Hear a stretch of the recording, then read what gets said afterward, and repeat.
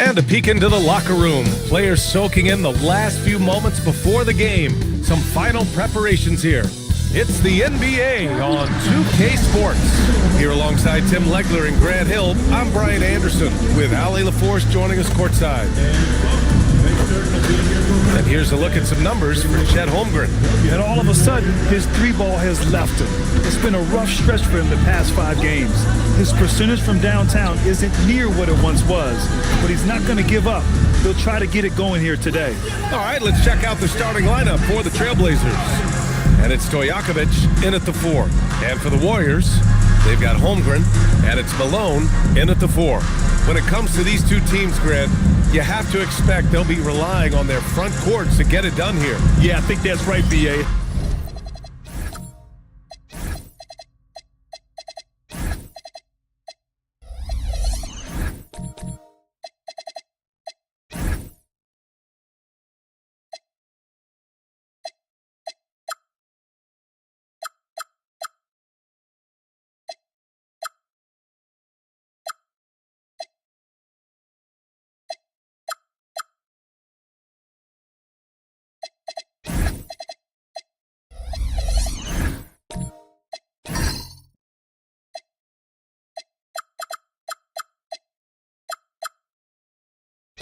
Should be an old-fashioned battle amongst the bigs. And whoever gets the edge in that matchup, I think gets the W. But we'll see. To the paint. Cuts off the pass. Here's Stojakovic. Releases from the wing and drills it. This is how you begin a game. Set the tone right from the jump. Always good to see the ball go through the net early. You know there's not a lid on that thing. Here's Iverson. Pass to Holmgren. There's the 3. Fires in the triple. A superb three-point threat. When Holmgren is knocking down triples, he's hard to contain. Lucas passes to Baylor. To the middle. And Lucas gets it to go. And setting the tempo with an assertive move. Like, where was the defense on that play?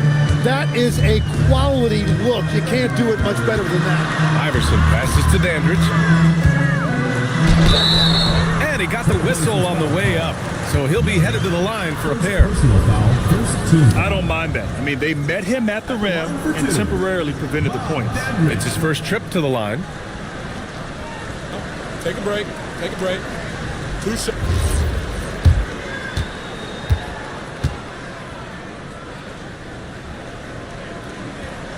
He makes a first.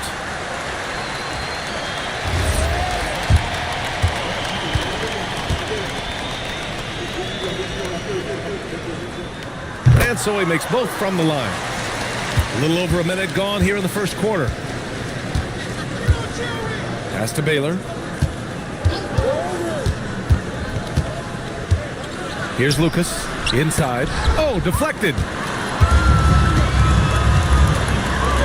Here's Dandridge.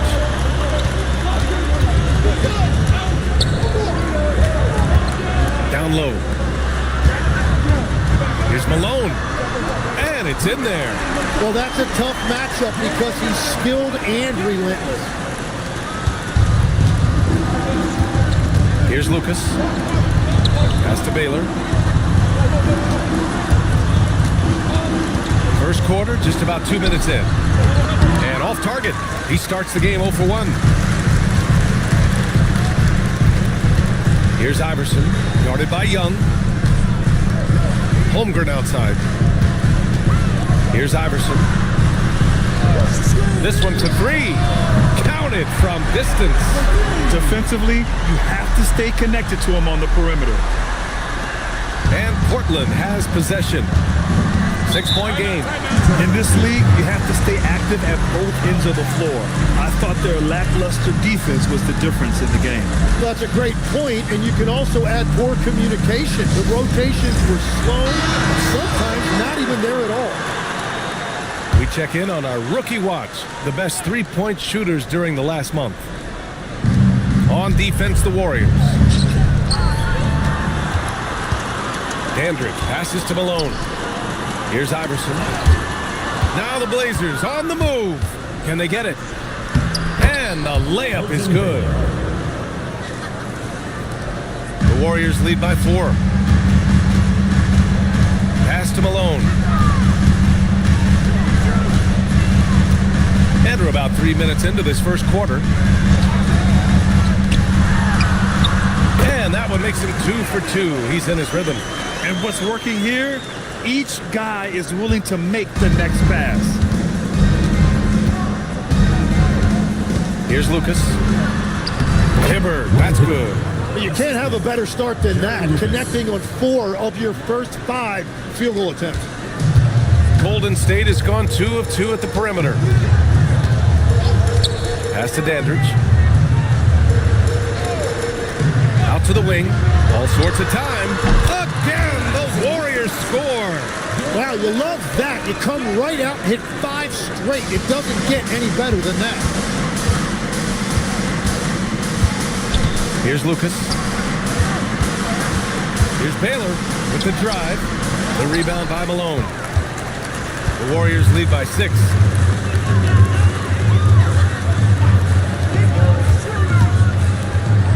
Pass to Iverson. Now here's Holmgren. Three-pointer off the mark. Well, you can't make them all, but I doubt the defense wants to give him that kind of look again. Tim, watching Chet Holmgren, he brings a lot to the table. Well, absolutely, Brian. He's got a wingspan of 7.5 feet, but still has touch from deep. It's really something to marvel at. Chet is redefining what a stretch big can be in the NBA. Basket's good. There aren't many 7-footers who can attack guys off the dribble as well as Holmgren. He'll make you pay if you're too aggressive. Outside Young. The 3 is up. Missed it. Now 0 for 1 in this game. The Warriors have gone 6 of 7 and looking good. Here's Dandridge. Pass to Iverson. From the arc. Offensive board. And another shot. Count it. And they've settled in quickly today. A nice flowing rhythm to their offense. Blazers trail by 10. Timeout called, Portland. And as the coaches draw up their strategies, the players staying hydrated with some Gatorade. That's key to keeping them at their best all the way up to the buzzer.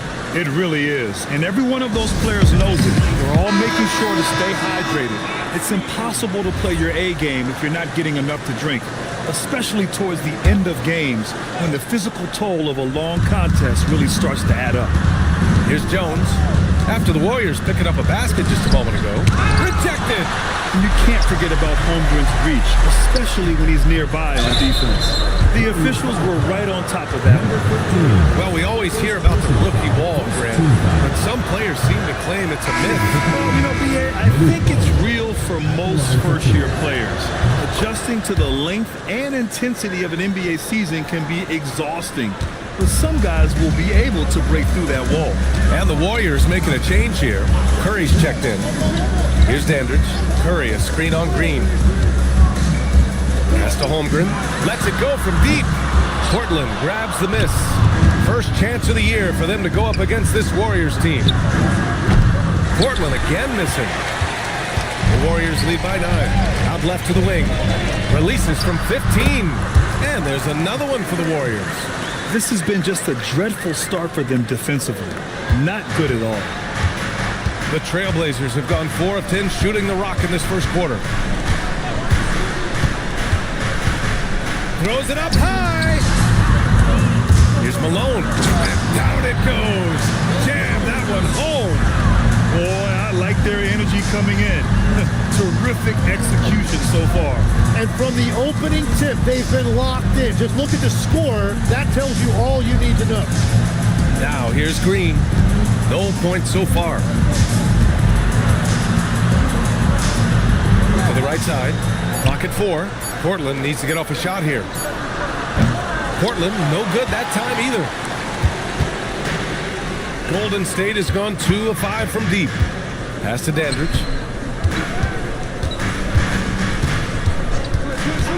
Here's Iverson, defended by Hardaway. Here's Iverson. It's rebounded by Ja. Well, give the defender credit. Sometimes it's enough to force the miss. Jones against Holmgren. Jones, the pass to Green. Ooh, nice concentration to hit the double clutch layup. I mean, the speed, the agility, it can be so hard to keep pace with Green. Here's Dandridge. Green covering. Pass to Iverson. And he drops in the layup off the glass. Iverson's got 7. Looks like we're starting to see a pattern here. Not afraid to get in the paint and get wet. Outside Hardaway. Ja. Oh, and a beautiful feed leads to a monster jam. A dynamic finish, then decides to hang out a little for good measure. Yep, that's the exclamation point right there. Shot's good by Iverson. He has been in a great flow tonight, converting at a high rate. Blazers trail by 13. Outside, Green. Pass to Bull. Back to Green. Portland moving it around. Holmgren against Bull. And it's Holmgren with a rebound. Practically a block. Good, strong challenge. He didn't quite get a hand on it, but he did enough to affect the miss. Portland has gone 0 for 3 from downtown. 43 seconds left to play in the first. The offensive rebound. Oh, he hangs in there and cashes in on the second chance points. I love how they've attacked the boards here in the first quarter. Here's Iverson. He's got 9. Lots of room. And again, it's Golden State. And another bucket for him. What a quarter he has had. And so it's Green who brings up the ball for the Portland Trailblazers. Down by 15. Pass to Hardaway.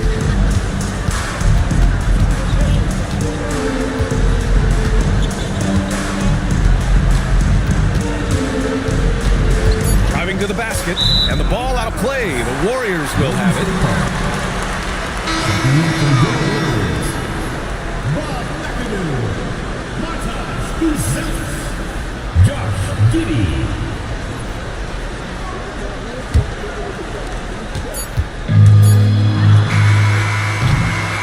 And so it's the Golden State Warriors liking their chances, ending the quarter with a 15-point lead. Boy, they've been playing at a fast pace, beating the defense in transition and adding to that big lead.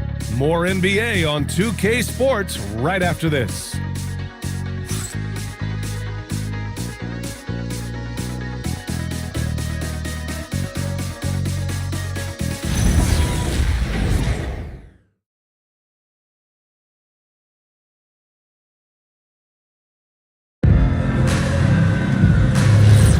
We welcome you back to second quarter action. Plenty of basketball left to play, but this one has been one-sided so far. And a moment here to take a look at some hustle stats for the Warriors. Yeah, they're just attacking on defense, getting those hands out and knocking the ball free. I really like their energy defensively. And then there's the points off turnovers. They've really made the other team pay when they've lacked ball security. We've got Maxey, also Josh Giddey out there, and it's Buzelis in at small forward. That's the group for Golden State as we kick off the second quarter. Now here's Young. No points yet. Pass to Hardaway. 5 to shoot. The deep 3. Warriors with the rebound. They're moving on after the tough loss at the hands of the Pelicans. And I'll tell you what a surprising result. Losing to an underdog is one thing, but getting blown out is quite another. These are painful, no doubt, but it does happen in this league. Some nights you just come out flat and you can't turn it around. And it's Maxey missing. And players avoid taking mid-range shots these days. It's almost like the threes are easier for players to get. Young, the pass to Lucas. Pass to Stojakovic. Now Bull. There's Young with the three. And it's Giddey with a rebound. And this is exactly who you want taking that shot. He just missed it. A 6'8" point guard, Josh Giddey's length gives him a massive advantage, Grant. Oh, it does, B.A. He's too big for opposing ones to guard. It's tough putting a wing on him, and Giddey just makes you change your defensive game plan. Stojakovic grabs the board. That is a missed opportunity. He'd love to have that one back. And keeping us updated from the sideline, Allie LaForce. Thank you, B.A. Tyrese Maxey, a late first-round pick back in 2020, but he's become an all-star. He said, quote, "I've always had that chip with me from day one. I had to earn everything I got from a basketball perspective and make a name for myself. I try hard to foresee and envision this." Back to you, B.A. The drive for greatness. All right, Allie, appreciate the report. Now here's Giddey, still without a bucket. Three-pointer, Buzelis. Oh, can't get it. Misses his first attempt. Impressive closeout on a skilled shooter. That is how you defend shots from downtown. Pass to Stojakovic. Screen by Young to snap the cold streak. And the rebound goes to the Warriors. To the inside. And the dunk to finish it off. A beauty. He knew exactly where his man was going to be. Outstanding lead pass. They've been having major problems offensively. Definitely in a bit of a dry spell. Back to Hardaway. Hands it from the wing. Easy look when the defender isn't fighting over the screen. Yeah, and that's the effectiveness of the two-man game right there. Here's Buzelis. In his last outing, 8 points for him. And that's out of bounds. Last touch by Giddey. Let's take a look at the Western Conference standings now that the new year is upon us. You look at the Warriors, a decent start to the season. They're 7th in the conference, but hoping to climb higher. And of course, the Portland Trailblazers, currently a ways below. And the Warriors making a change here. Holmgren's checked in. Outside Young. Pass to Lucas.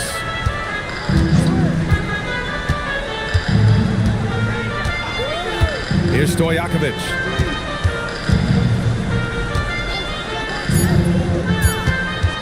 Here's Baylor. And they recover it. Here's Lucas. That's in. Coming off an assist from Young. Lucas has gotten his second bucket. And despite the height disadvantage, oh my, he just attacks that interior. Well, he saw the opportunity and he went for it. I love his competitiveness. So it's Portland now, following the score by Golden State. And it's Baylor missing.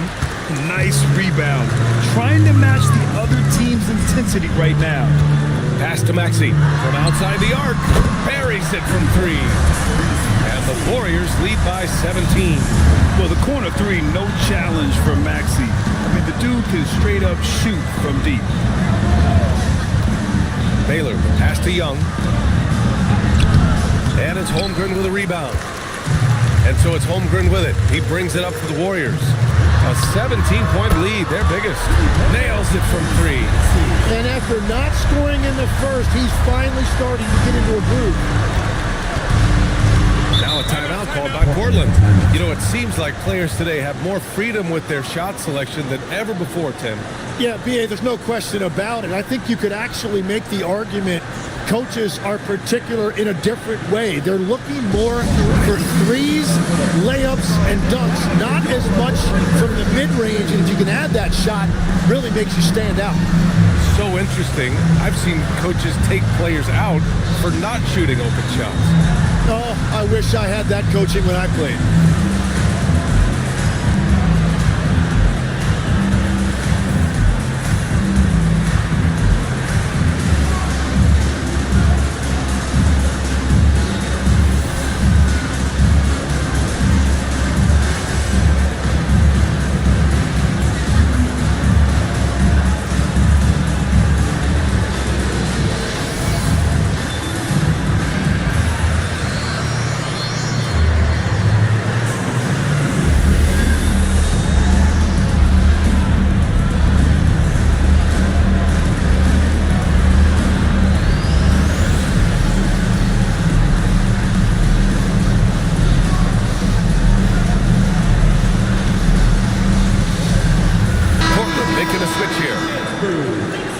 to check and see who is in the lead when it comes to blocks.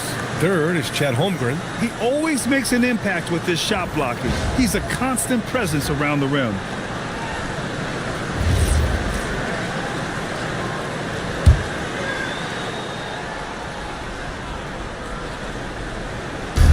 And so here's Portland.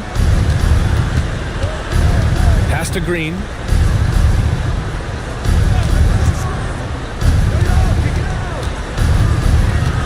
Here's Hibbert. And that one goes in as he's fouled. It'll be 3 points if he converts the free throw. And he's got his first opportunity at the line here tonight. At the line for the Trailblazers, Roy Hibbert. At the line for one.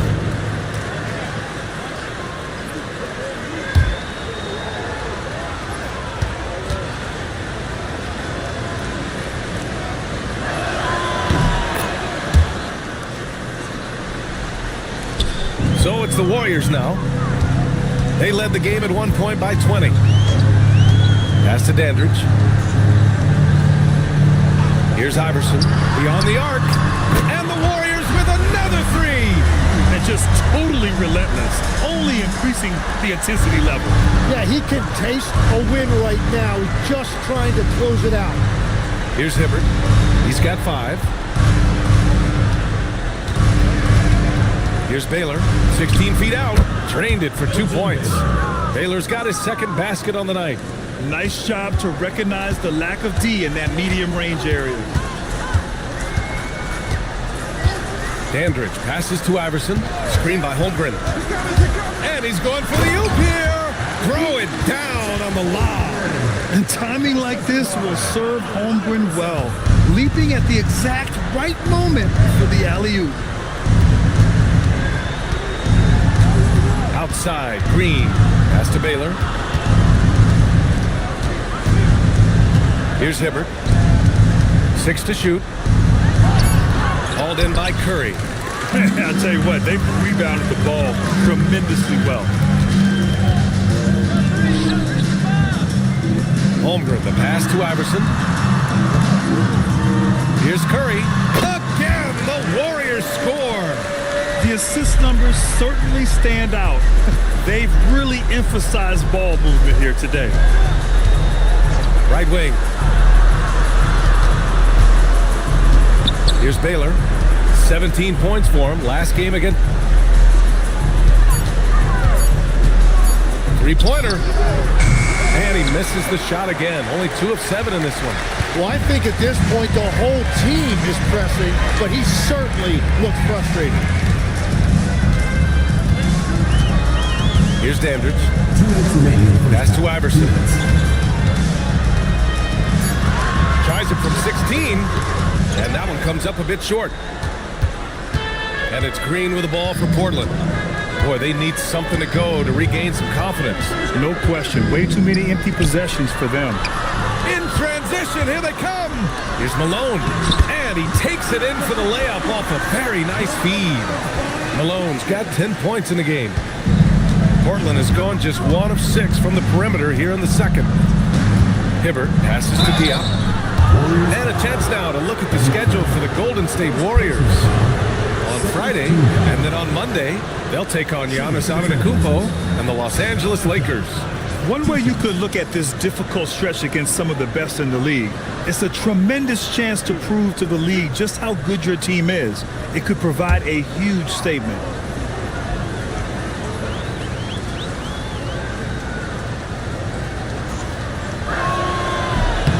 First one falls for him.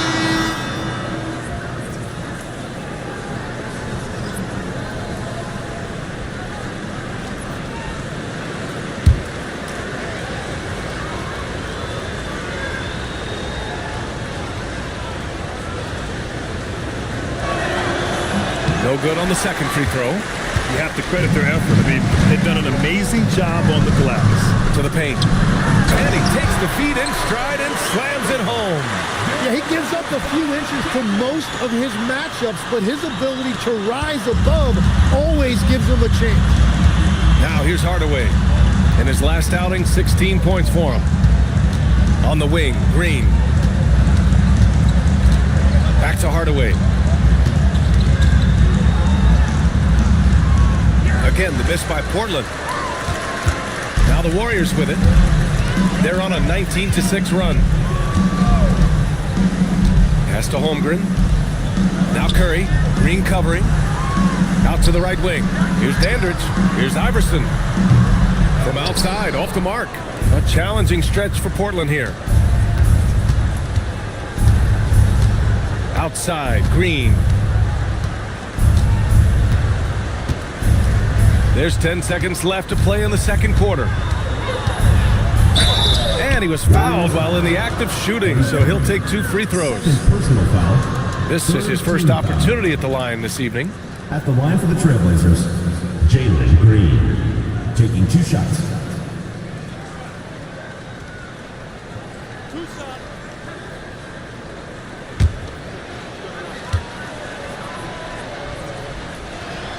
And the first one at the line is good.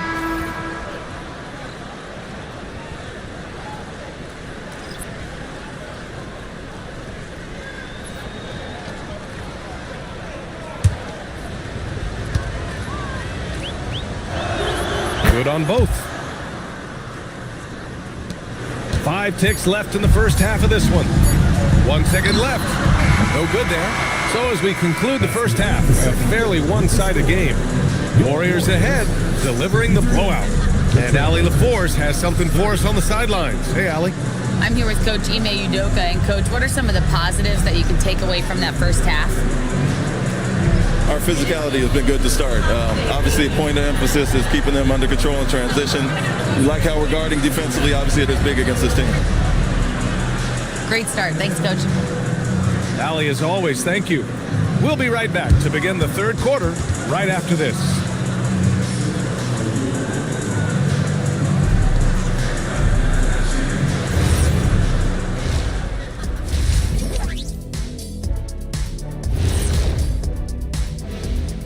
Hey there, everybody. Shaq says hi. Kenny says hi, too. Yes, we are in the midst of the NBA season and a perfect time to see how things are coming together in the West. And we're going to take a moment to talk about something. I've been seeing Shaq's face everywhere lately. Kenny, do you think it's fair to say Shaq is the king of sponsorships? Interesting question, Ernest.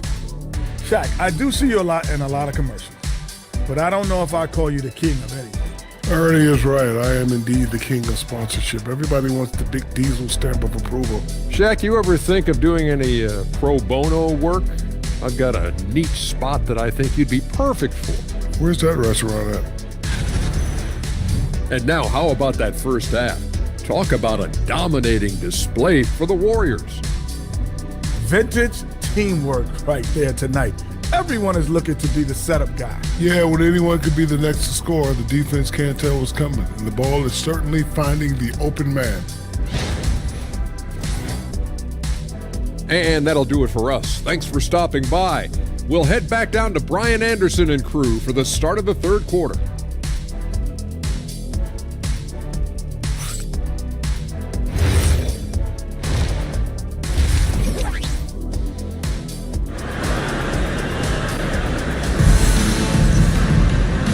And with a big gap on the scoreboard, the second half begins with very different goals for these teams.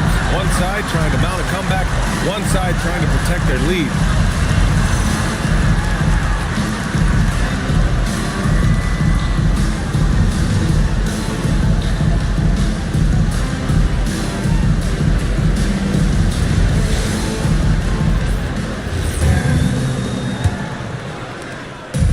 And the Trailblazers shooting just under 40% from the field. So the Trailblazers 5 right now.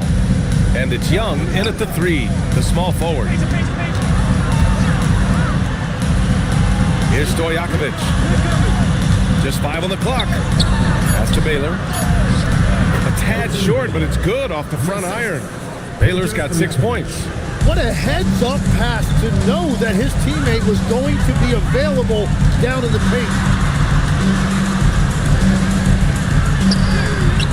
And that one drops for him. Give him 8 points now.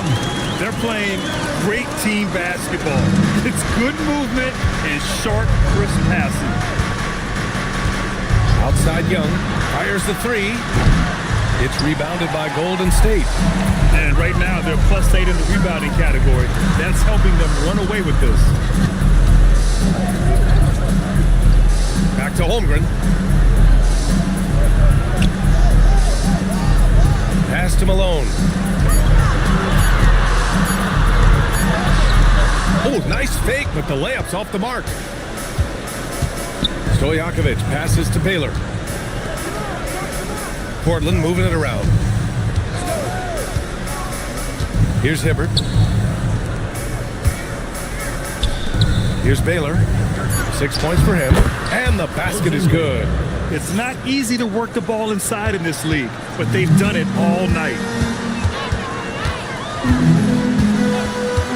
And now around 2 minutes gone by in this half. Here's Malone. Pass to Dandridge.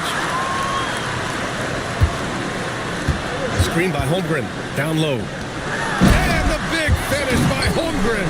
And you know, as a roller, Holmgren shows great hands, and he makes nice adjustments moving downhill. Timeout called. Portland. There are some big-time players in this league. But who do you think the most clutch players have been in the past decade, Lex? When you look at these resumes, I think you go with the big three, LeBron James, Steph Curry, and Kevin Durant. But of course, Giannis dropping 50 in a finals performance wasn't bad either. And I'll throw in the Joker in there as well. Love it. Here's Baylor. Give him 8. Back to Young. The free ball. And the rebound goes to the Warriors. I know he's on a cold streak, but he can't let that get in his head. If he can just make a couple of buckets, though, this can all be put in his rearview mirror. Here's Malone. Stojakovic grabs the board. Portland has gone 0 for 2 from outside here in the third. Pass to Baylor. Here's Hibbert. Here's Lucas. Connects on the 17-footer. Lucas has gotten his third basket of the night. Looking for a little extra style points right there with the fadeaway. Iverson passes to Malone. Now here's Holmgren. Here's Malone. 12 points for him. To the middle. Hey, in 6 attempts, he's made 5. Talk about efficiency. And trust me, when the D's slow to react, he'll be the first guy to make them pay. Well, the way this game is going, I'm actually not surprised it was that easy for him. Here's Lucas. He has 6. Pass to Baylor. Ooh, powered down with both hands. He challenges the defender and throws it down with 2 hands. And just straight power on that one. Clear the deck. And so Ime Udoka decides to call timeout. And we might see some changes. Coach potentially looking to adjust.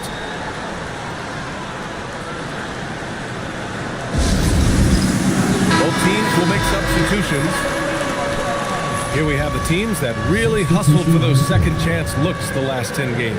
In third, the Warriors. This squad's been attacking the offensive glass with a ton of energy lately, and it's paid off with a nice pile of second chance points.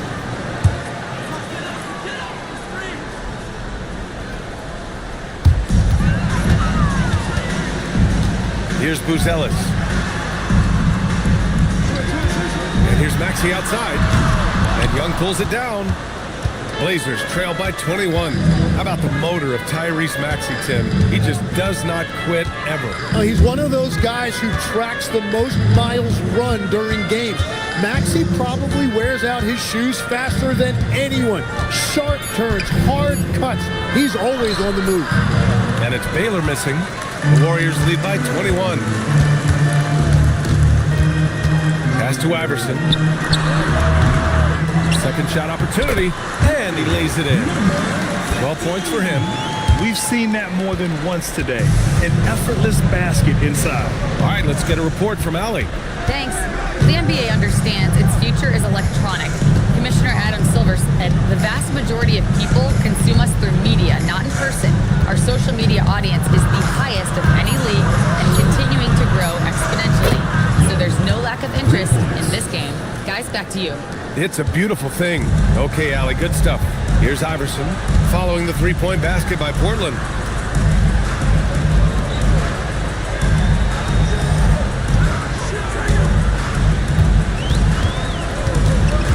Just 5 to shoot. Golden State needs to get off a shot. And it's Maxey missing. Blazers trail by 20. Here's Lucas. He has 6. Pass to Baylor. Now here's Young. Giddy defends. Young, the pass to Baylor. Oh, and there's the whistle on the shot. So 2 free throws for him coming up. It's going to go on Tyrese Maxey. Well, that was clearly a foul. And a closer look here at the scoring breakdown for the Warriors. Well, the coaching staff has to love what they're seeing on offense. There's so many assists because how this team is moving the ball. And we should also mention their work on the perimeter. They have found quality looks from deep, and they have knocked them down. Here's McAdoo. Still no points. Here's the pick. Pulls it from the top of the key. Goes back up. Curry's shot is off. Blazers trail by 18. Inside, here's Jop. Lays it up and in off the pretty assist. Jop's got 7 points. A point-blank range. That is too easy. Giddy scanning the floor. Curry. This shot's good on the assist by Giddy. That's very smart use of the screen, and it sets up a very close look. Here's Bold. Laid it in with a nice touch off the window. They finally found their shooting touch after a rough first half. Pass to McAdoo. Curry, a screen on Bold. And he drives in. Here's McAdoo. Now Curry.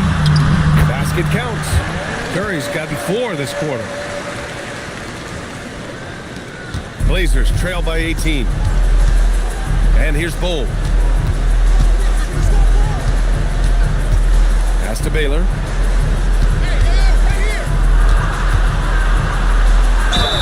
And he'll draw the foul. He'll head to the line for 2.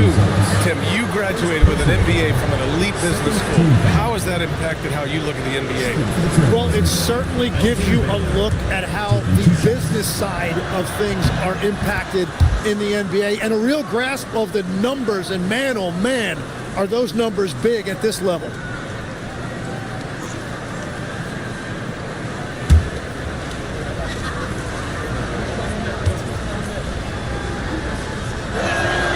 It's both from the stripe. And after not a single trip to the line in the first half, he's starting to get the whistle now. And looks like an illegal pick was set. That gets the ref's attention. Yeah, they got a little loose with the ball right there, but in general, they've avoided the big mistakes, and they're running away with this. Portland making a switch here. Jones is checked in. 2 minutes remaining in the quarter. 2 minutes. Hardaway finds Bull.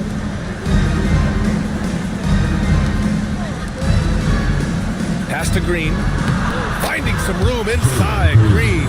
And fighting his way through. Green not afraid in there with the big boys.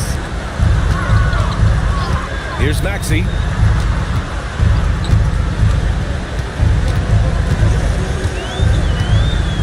Clock at 6. Takes a 3. It's rebounded by Jop. Jop's got his 6th rebound on the night. And they've been able to maintain this lead despite his inconsistency from the field. Jones, the pass to Diop. That's in.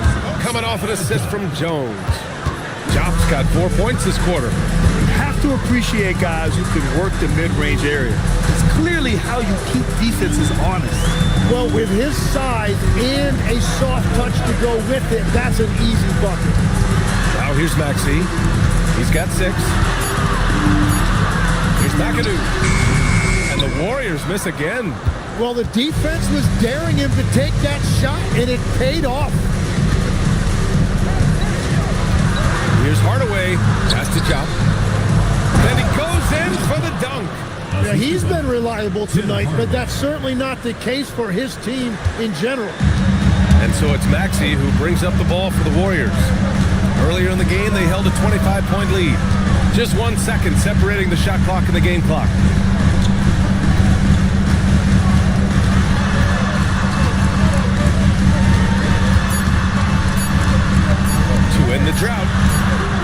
no good. And so it's the Golden State Warriors earning this break in the action, up 10. Getting lots of great looks, shooting it well. That's with 3 quarters behind us. Let's see what this fourth period holds in store. They've got Holmgren, and it's Dandridge in at the 2. So that's the group out there for Golden State. Oh, there's a killer two-hand slam. Slams it down with 2 hands. Man, they're really getting aggressive now. Outside Hardaway. Golden State foul call. Call on the line. First personal foul. First team foul. Checking in for Portland. PorVsGsw. Young. Hardaway with it. It's a mark. It's good. I'd like to see them run more plays for him. Maybe something in motion to make it harder for the defense to deny the ball. Down low. Here's Iverson. And they cash it in right away with a quick shot. And the Warriors lead by 12. You gotta love his unselfishness, and you know his coach does as well. His willingness to share the ball elevates this offense. Here's Lucas. 4 on the clock.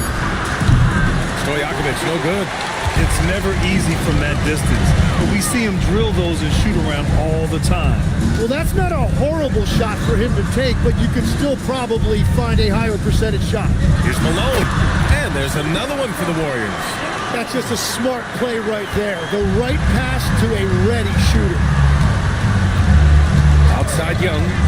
Shoots over Holmgren. And the rebound goes to the Warriors. And we're about 2 minutes into the fourth now. Pass to Malone. Here's Dandridge. And there's another one for the Warriors. Even though he hasn't lit up the scoreboard, I like how he's keeping others involved. Blazers trail by 16. Now here's Hardaway. There's Young with the 3. Knocks it down from distance.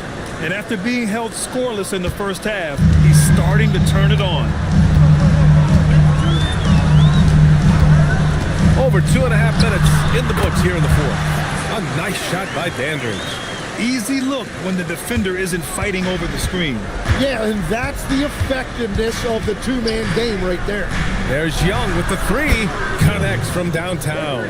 He's looked like a totally different player in the second half. That's his 3rd triple. Pass to Iverson.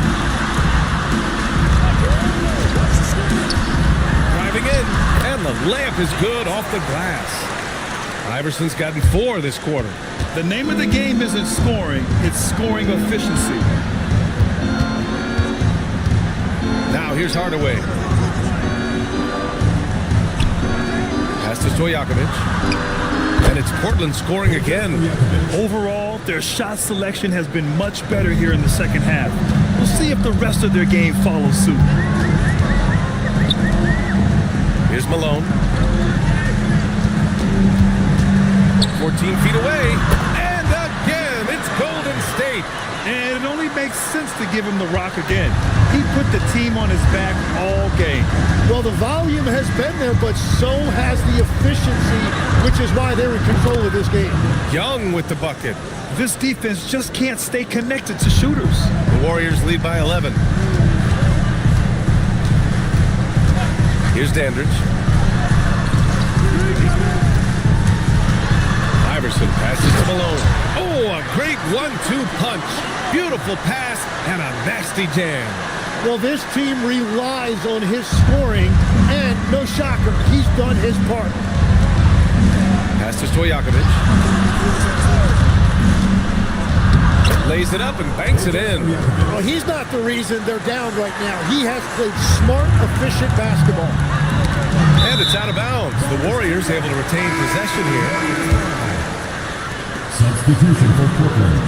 Number 44, Roy Hibbert.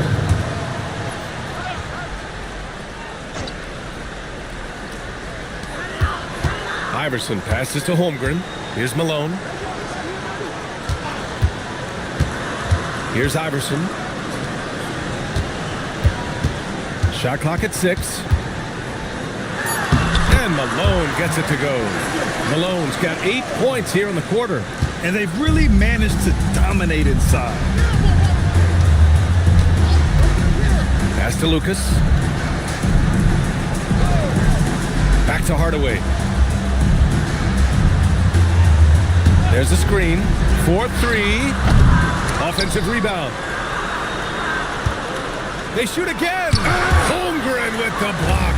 Yeah, just an excellent shot block. Holmgren is so good at using his length and timing to erase shot attempts. Count it. Good. Malone's got 10 points in just the second half. They've been a little soft with their defense on the interior. Hardaway, the pass to Young. The 3. It falls. 5 for 11 in the game. He is coming alive here in the second half. That's a nice shot there, and now he is rolling. Here's Iverson. Pass to Malone. Here's Iverson. Let's go with a 3. And there's the whistle. The illegal screen is called. You can get away with one once in a while, but it looked like he wasn't completely set on that pick. Well, oftentimes illegal screens fall into a gray area, but that time he got called for it.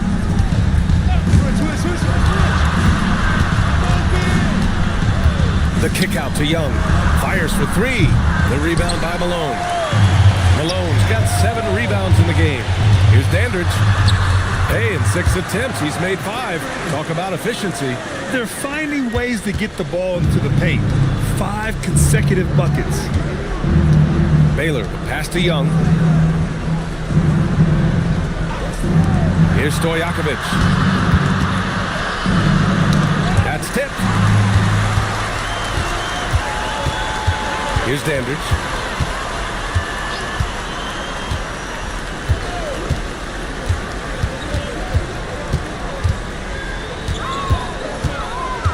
Tries it from 16. Another chance. And he lays it in.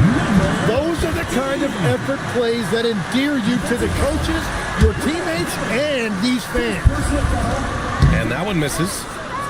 Blazers trail by 16.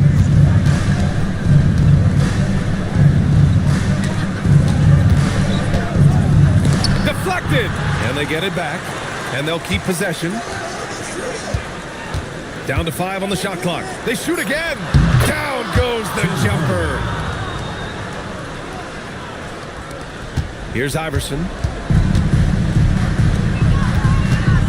2 minutes remaining in the game. 2 minutes.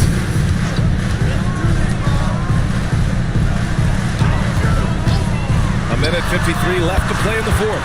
Booyah! He sinks the triple. Really feels like they're in control. They've got a big lead with time dwindling. And this is where you really want to be mindful. No turnovers, no sloppy play. Here's Young.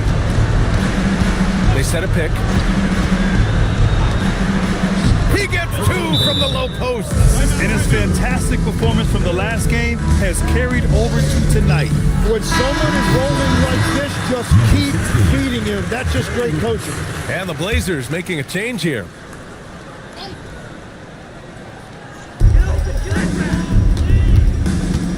Here's Dandridge. And the NBA certainly responsive to the fans, Tim. But some say they just want to complain.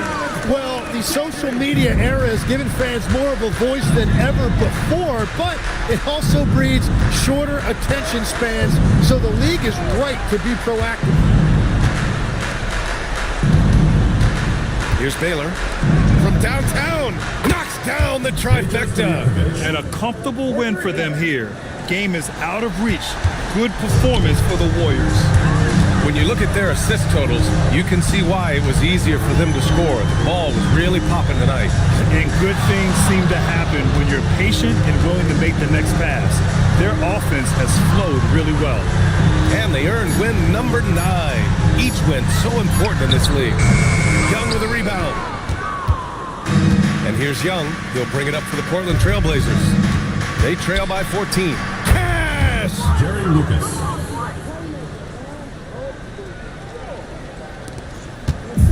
Earlier in the game, they held a 25-point lead. About 7 seconds separating the shot and game clocks. Here's Iverson. Shot clock at 5. Oh, that's a man on a mission right there.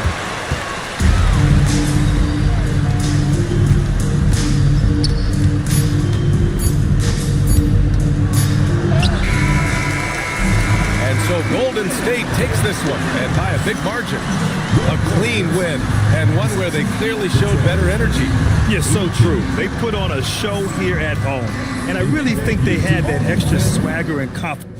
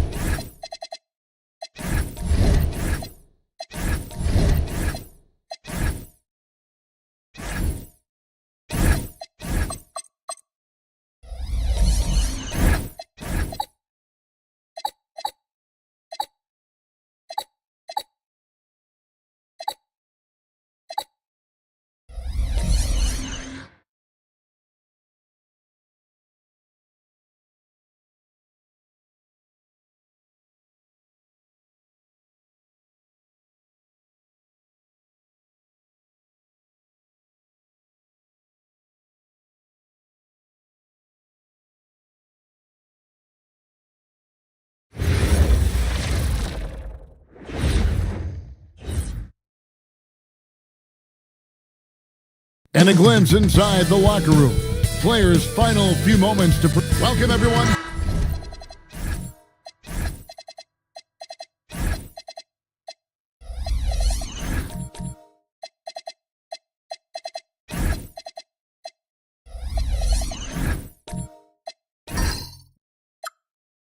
Thanks for tuning in to 2K Sports. We've got some NBA action for you coming up. I'm Kevin Harlan. With me tonight, it's Greg Anthony and Clark Kellogg. Allie LaForce will be bringing us updates from the sidelines. And the starting lineup for the Timberwolves. We've got Parker. He's out there with Hardaway. Devon's out there with Lowry Markkanen. Halliburton read what the defense was trying to do and then found his man off the pick. Beautifully done. Now here's Hardaway over Mayo. Hardaway, no good. And maybe more than any team in the West, GA, the Jazz, really committing to the rebuild. Well, in the West, it seems like you got 13 or 14 teams all trying to win now, and it just doesn't work that way. So it's not just about talent, it's also about timing. You know, Mayo knows how to get the job done in the paint. Shot blockers don't bother him at all inside. Back to Parker. Markkanen from outside. It's rebounded by Donaldson. To the Jazz, their last game, a loss to the Raptors in Toronto. To the inside, it's stolen by Devon's. Right side, Hardaway.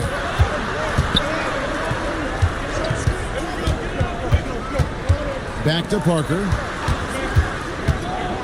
Just 5 to shoot. It's deflected.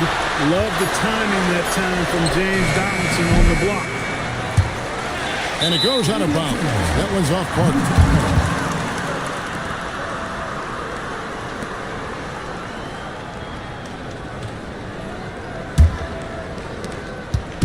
And here's Utah.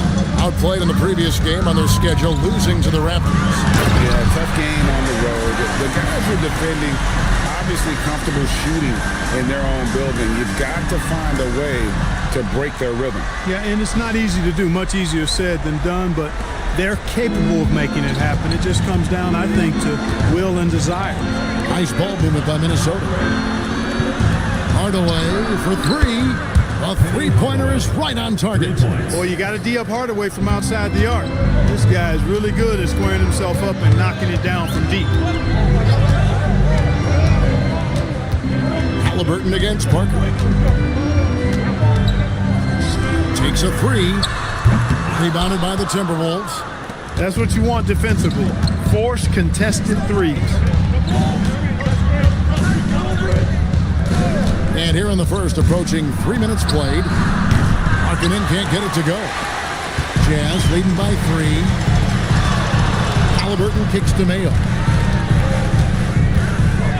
Back to Halliburton.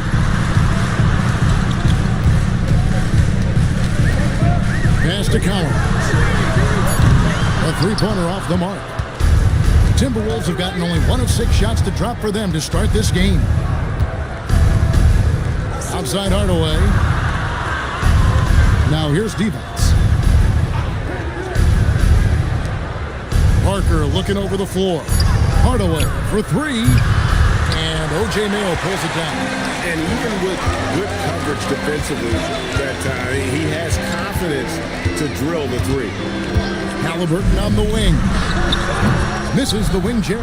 Not sure what the D was doing there. Clearly a breakdown. You can ill afford to give a guy like him that good a look.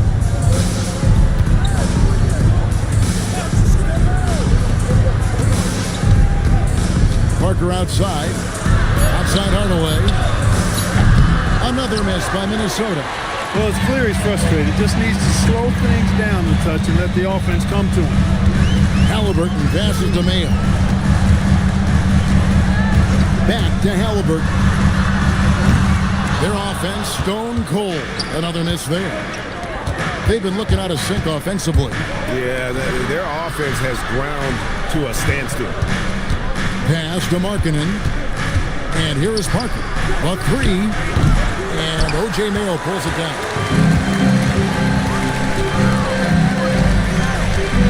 There's the pick. Halliburton right side. Drills the three-pointer. As fast as lightning, Halliburton gets it and shoots it in a matter of nanoseconds. And timeout called by Chris Finch. Looking for a breather and maybe adjusting a thing or two.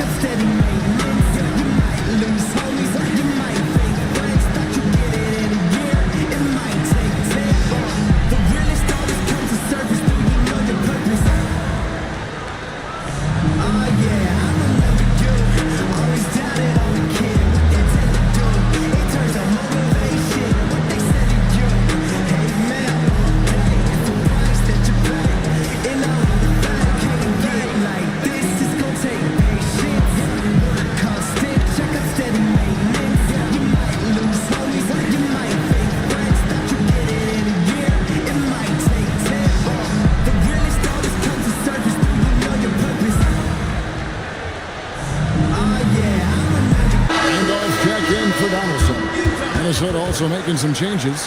Daniel Gafford's checked in for D-Bucks. And it's Jaime Jaquez in for Lauri Markkanen.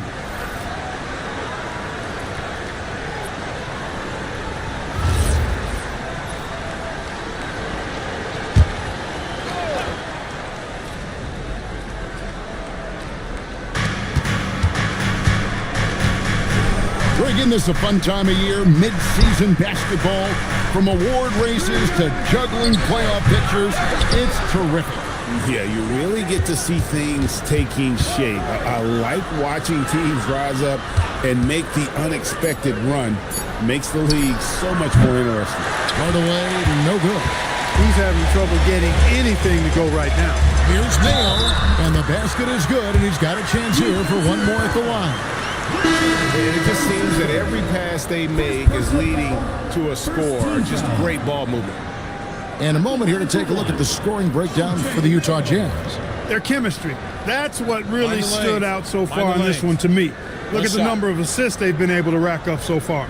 And on top of that, they've been asserting themselves offensively, getting a good chunk of their points from inside.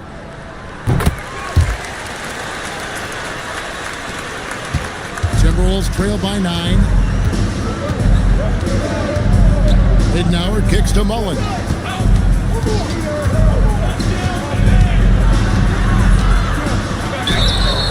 Shooting foul as the whistle blows. He'll shoot 2 free throws. That's on O.J. Mayo. You know, since Mullen is so active as a scorer, it puts the defense in a bind, often causes mistakes by the defense, like fouling him right there.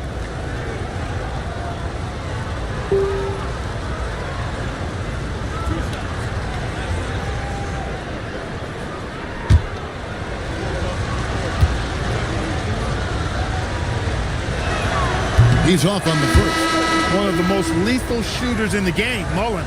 Well known for being able to fill it up and quickly. And the Jazz making a change here. Richards is checked in.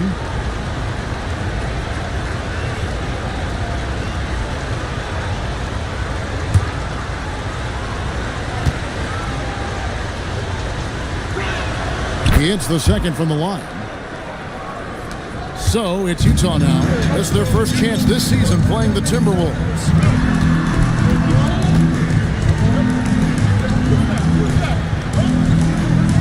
Outside Garland. Shot clock at 6. A chance there to push it to double digits, but it's off the mark. Timberwolves trail by 8. Now Ridnour. Mullen with the 3. That's good. And it's Ridnour picking up the assist. And this is where Mullen is most dangerous. A consistent three-point shooter with textbook form. Garland, that's for 2. Another miss by Utah. The shot's there for him, and he's got to take it. I don't care if he doesn't convert. That's a shot he has to continue to take. And he likes to get in a rhythm early. Nice triple. Garland kicks to Randolph. Jazz passing it around. Garland, no good. Looking at the last game for the Timberwolves, it was a loss to the Wizards. Over to the left wing. Mullen up top. Over Richard. Mullen's shot is off. Utah's gone a meager 1 of 6 from three-point land since we got started tonight. Down low, here's Ellison. And the rejection by Gafford. Garland against Ridnour. Pass to Bonner. Outside Mullen. And again, it's Minnesota. Boy, the catch-and-shoot game of Mullen, excellent. Tremendous confidence in that shot, as well he should have, because he's lethal. And so the timeout by Will Hardy here. He's going to take a few moments here to check in with his team and regroup.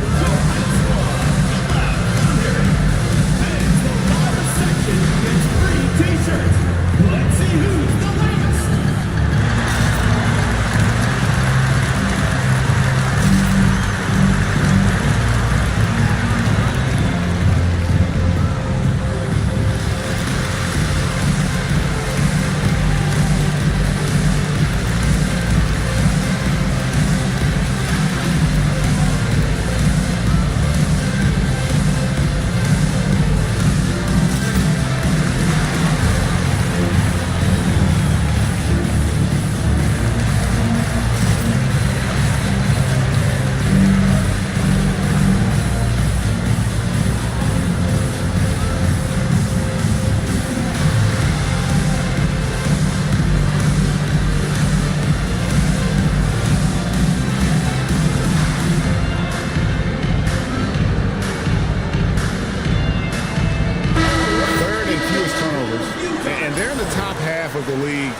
Blocks as well. Challenging shots, something they try to do and work on every day. And they show a lot of discipline on the court, as their turnover ranking shows. They're not about to give away possessions. They don't get loose with the ball.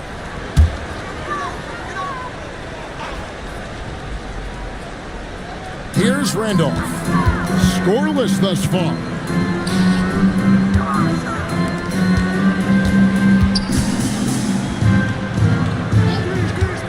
Here's Richard. The Jazz again can't hit it. And on an open look like that, he's very gifted at making the weak coverage pay. And let's go to the sideline. Here's Allen. Thank you, guys. The Utah Jazz are going young, but this is a franchise that has a winning history, and that culture is still around. Coach Will Hardy said, the messaging doesn't change. The players have bought into the little things that it takes to win. This is a cohesive group that's committed to helping each other. Back over to you. Building the right way. Thanks a lot, Allie. That one goes in. Now it's a 5-point Minnesota lead. Boy, somebody lit a fire under this guy. I mean, he's crushing it right now. Randolph, a screen on Hawkins. Shot to stop the run. Jump shot is good that time. 1:10 left here in the first quarter. Here's Ridnour.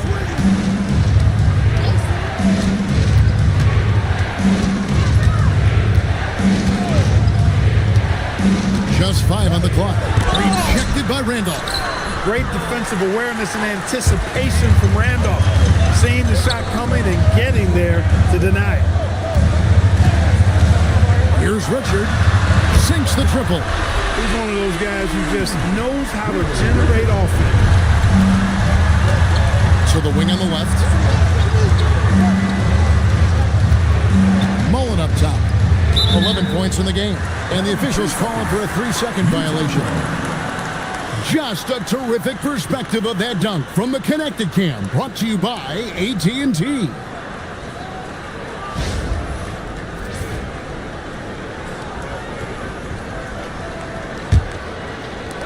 Utah is shooting the ball to the tune of 41% from the field so far.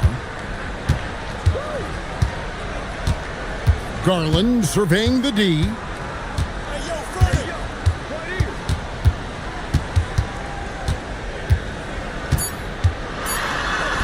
Here's Randolph. And the last second attempt does not go in for him. Tie game in Utah. And we'll be back in just a moment with the start of the second quarter.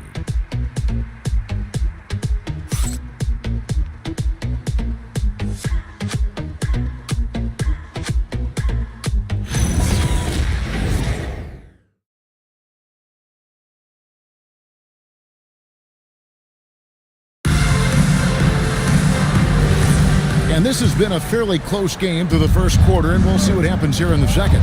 What do you guys think about the Jazz here in this one? What we saw in that first quarter, they won their matchups defensively. Yeah, I agree. I mean, look at the energy, the effort defensively. They put it all out there in that opening quarter. And so in the game for the Timberwolves, they've got Mullen. Hardaway is out there with Tony Parker. Then it's Bonner. Halliburton on the wing, covered by Parker. Halliburton, no good. And they haven't been able to turn it into a big lead, but their rebounding advantage is starting to add up. Yeah, still close, but with their tough play on the boards, we're certainly seeing the effort. Halliburton against Parker. Halliburton passes to Collins. Outside Mullen. Second quarter, and we're just over a minute in. 5 on the clock. Nice ball movement by Minnesota. And Hardaway gets it to go. And it seemed like they couldn't get anything to fall in that opening quarter, but you can just feel the momentum starting to shift. Yeah, things are starting to look up. I mean, they're making amends for that slow start. Finding a rhythm right now. And in terms of size, not your typical center, but man, he plays as big as any of them thanks to that terrific leaping ability. Now here's Hardaway. He's got 8. Puts it 5 from 18. And again, it's Minnesota converting. Boy, it's so much fun watching Mullen dominate like this. He's putting on an absolute scoring clinic right now. There's a good screen. Halliburton kicks to Mayo. To the wing right side.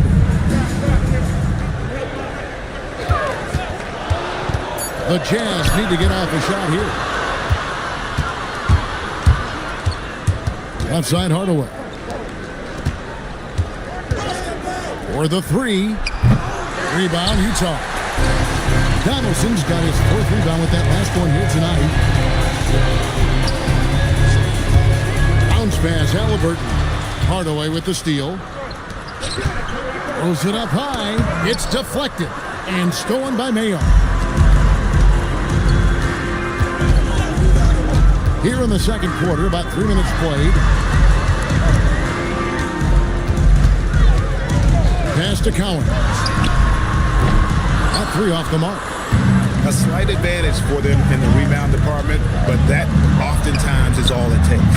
Especially when you're scoring the ball at a decent clip the way they have. I mean, they've done exactly what's necessary to take the lead.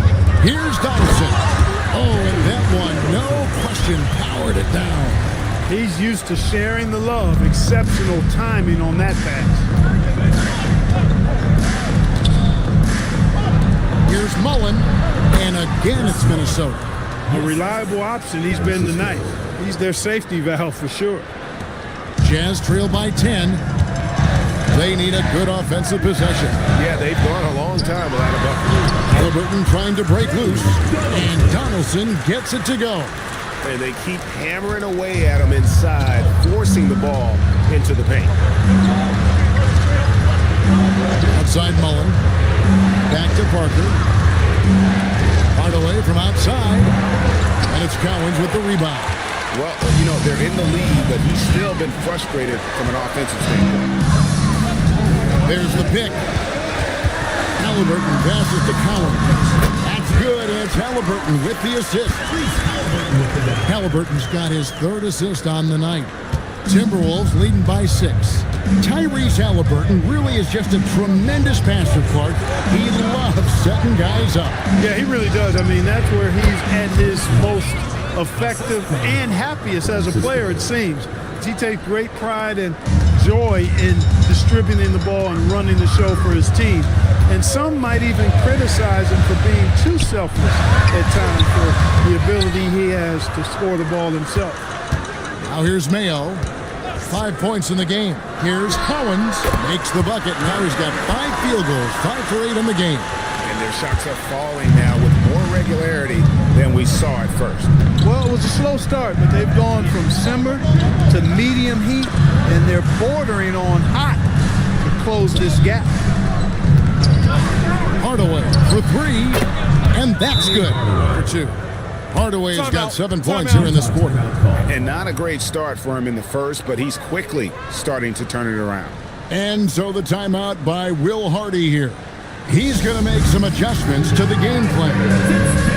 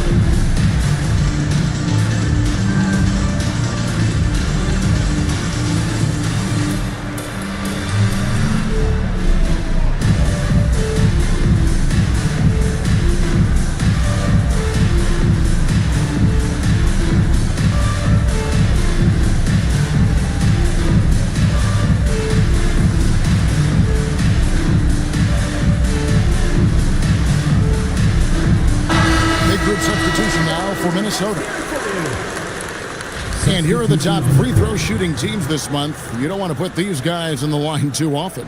5th, the Timberwolves. And they've had a lot of success at the free throw line, converting those at a high level. So I'd look for them to continue to attack the rim. And so Garland will bring it up for Utah.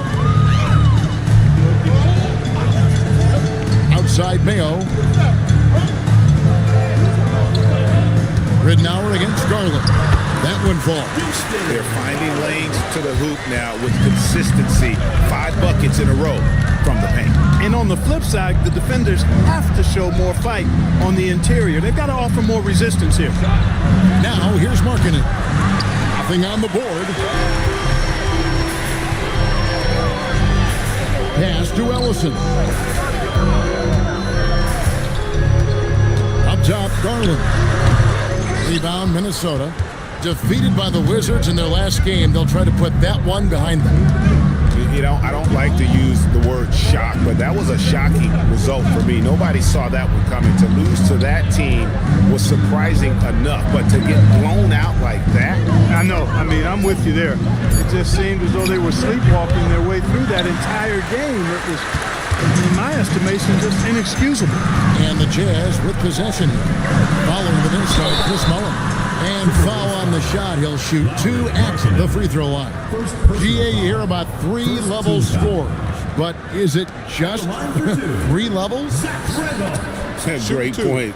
Kevin, you've got guys with that deep range, and there's a difference between the mid-range game, those floaters, the little 12-footers, and those deep 2s as well. So maybe 5-level score is complete. Think of like a 5-2 player in baseball.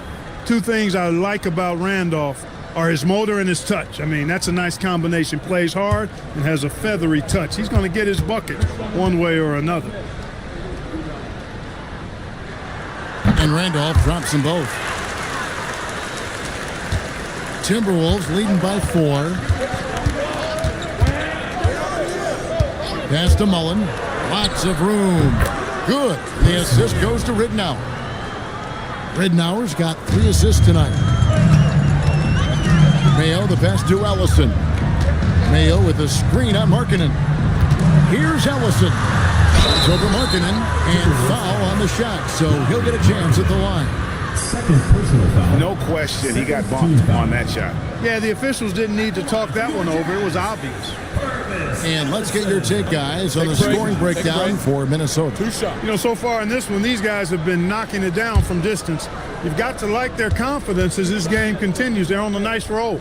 And something else they've done well tonight is finding points in transition. So far, the fast break has been a plus for them.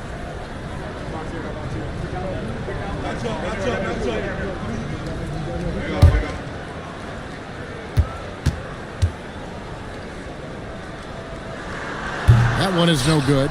And they're getting to the line a lot in this quarter, guys, and it hasn't been by accident. Yeah, I don't think it's an accident that aggressiveness correlates with playing better. So the aggressiveness is starting to pay off. Mayo, and that's for 2. And out of bounds as the Timberwolves gain possession. To Minnesota. Here's what the Timberwolves have lined up on their schedule. On Friday, they'll take on Zion Williamson and the Memphis Grizzlies. Then on Sunday, they'll be playing against Victor Wembanyama and the San Antonio Spurs. And for that matchup with the Blazers, that's going to be one where it would take a lot of errors and maybe a cold shooting night for things to go wrong. They just have that much of an advantage over that team. Mullen with the three. It drops. That's his 9th field goal of the contest. A blistering hot 9 for 11. That's his 3rd triple of the game. It's the first one in the 2nd quarter. The wide open look here for Garland. The Jazz again can't hit it. He is just really almost playing for the other team. The shooting has just been poor. Pass to Gafford. Here's Ridnour. On the wing, Markkanen. Randolph grabs the board. Jazz trail by 8. Here's Mayo. Not going to go that time. Mullen with the defensive effort. Minnesota's gotten half their shots from three-point range to go down to the 2nd quarter. 3 of 6 from downtown. Down to 5 on the shot clock. A second chance effort. Unable to get that one. Jazz have gone 6 of 13 so far from the field here in the 2nd quarter. And the rejection by Gafford. Ridnour against Garland. And here is Ridnour. Here's Mullen. And he banks in the layup. Mullen's got the lead up to 10 now for the Timberwolves. Boy, you could see it and feel it in his eyes at the start of this period. He is on a mission.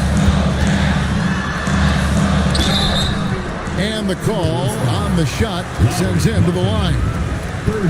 It's on Lauri Markkanen. For Utah, they have gone 4 for 5 from the charity stripe in this one up to now. Take a break. Take a break. 2 shots.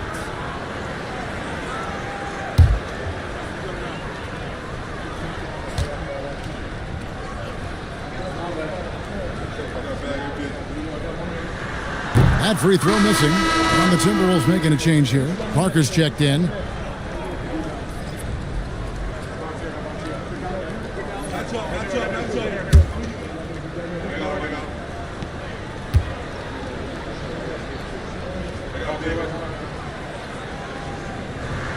Good on the second free throw.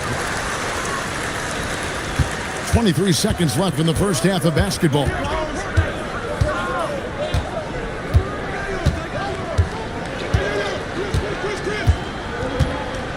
Pass to Mullen. Back to Parker. From the arc. And that shot was up in time, but doesn't go in. And so it's the Minnesota Timberwolves in control with the 9-point lead to end the quarter. Looking good at this point, but wanting more. And we'll be back with you shortly.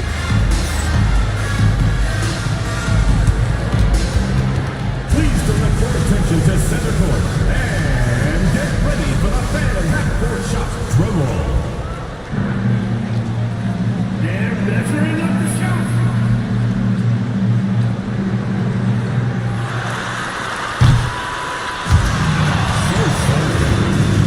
Give it up for the participants.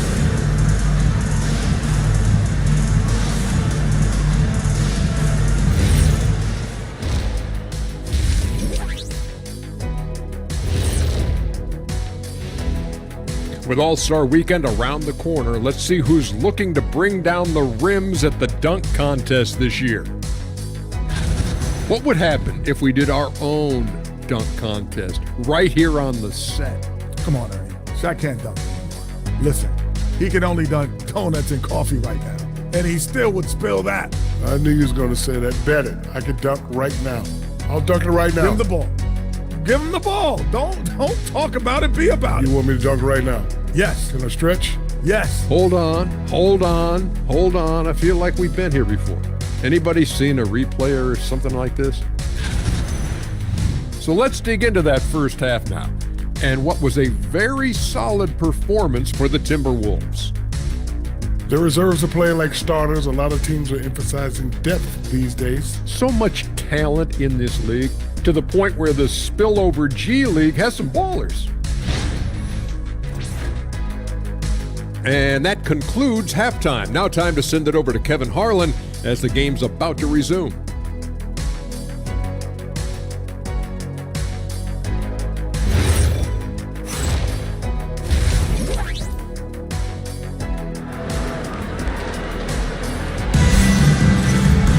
And we've got third quarter of basketball for you. 2 quarters in the books. Chris Mullen has been sensational. Yeah, he's just been raining down on them from deep here. Talk about dialed in. Well, you know, the stroke looks fantastic. Even when he's had a hand in his face, it hasn't affected him at all.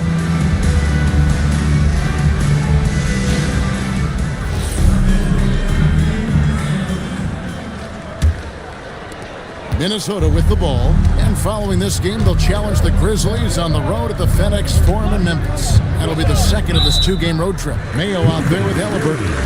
Then there's Donaldson, and it's Cowings in at the power forward. That's the group right now for Utah. Jazz trail by 9. Pass to Donaldson. To the middle, stolen by Markkanen. And now Parker pushing it up. Going back to stop him. Now let's take a minute to talk to Allie LaForce courtside. Allie. Thank you, Kevin. Tyrese Halliburton loves to pass, but he's not chasing assists. He said, quote, "I just try to play the right brand of basketball. I like to see the ball moving. I kick it ahead. I'm just playing through the flow of the game. Assists just happen with the way I play." Kevin, back to you. He spreads it around. Thanks so much, Allie, for the report.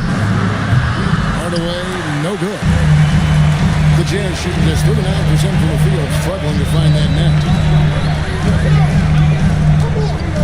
Halliburton outside. Off target from three-point range.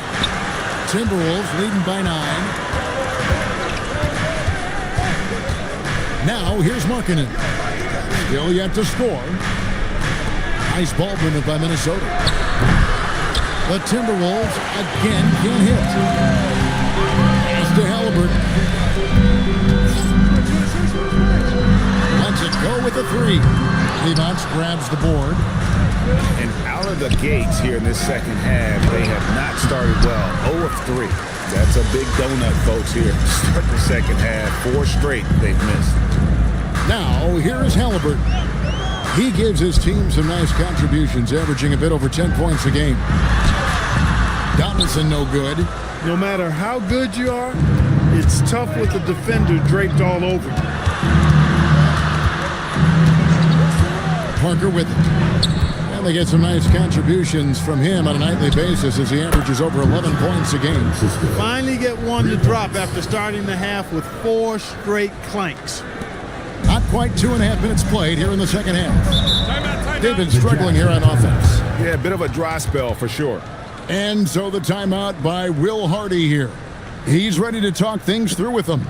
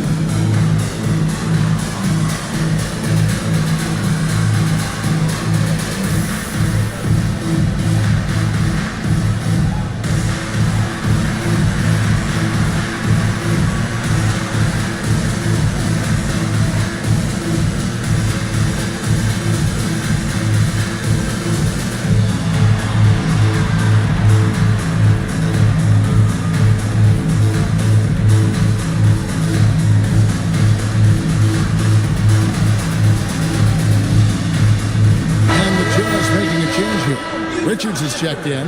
Bonner, he's checked in for the Timberwolves. Jaime Jaquez comes in for Markkanen.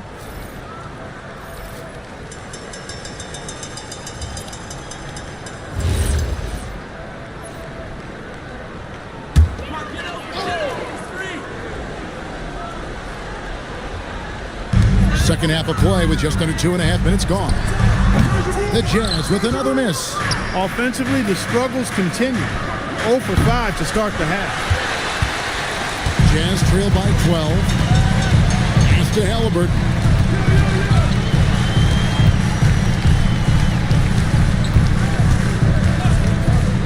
Inside, here's Donaldson. That falls. Nice feed that time from Halliburton. Halliburton's got his 4th assist with that last one here tonight. And when Tyrese Halliburton entered the NBA, Greg, scouts were worried about his shot release point. It's definitely lower than you would teach, but by the same token, that's why he gets it off so quickly, making it a tough shot to contest. Well, you know, the NBA is a league of gigantic dudes. I mean, still, Donaldson's sheer size is virtually unmatched. Taking 2 shots.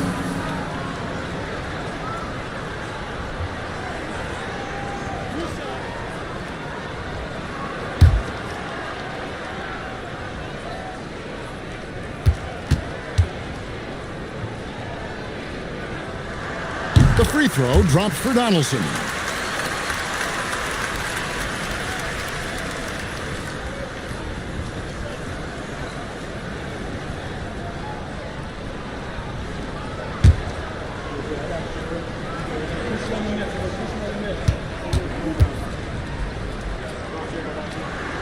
And so he hits both.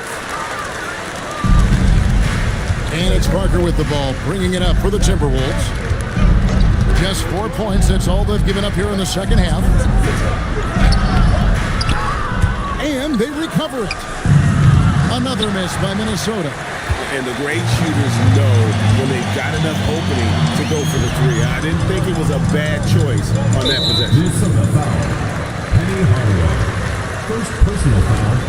Second team foul.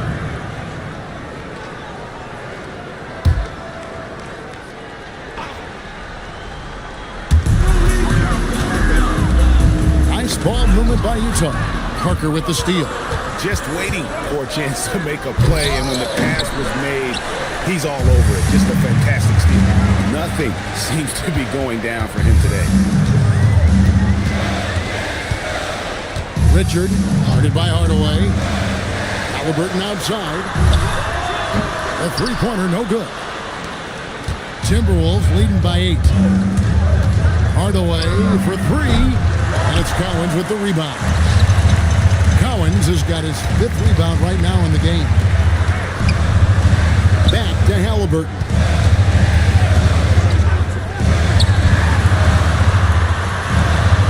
Six to shoot.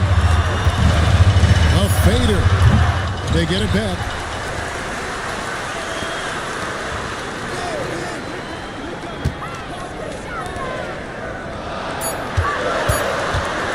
Goes back up. The Jazz again can't hit it. The Timberwolves shooting struggles apparent. 37% from the field. Outside Hardaway. They set the pick. Over in the corner, Hawkes. No good. And they can't put an end to this drive. Some tough offensive sets. They want to turn it around. Yeah, right now you just need a bucket to get some momentum. Halliburton looking around. Oh, the jam by Halliburton. Halliburton inflicting some pain with that throwdown. My goodness, young fella. And another look at that last play with the AT&T connected cam. Timberwolves leading by 6. Outside Hardaway. Pass to Bonner. Parker outside. On the trifecta. Parker's got 5 now. And Parker just so smart about knowing when to take 3-pointers. A lot of confidence from him there, sinking the outside shot. And so the timeout by Will Hardy here. This now will give him a chance to discuss some potential changes.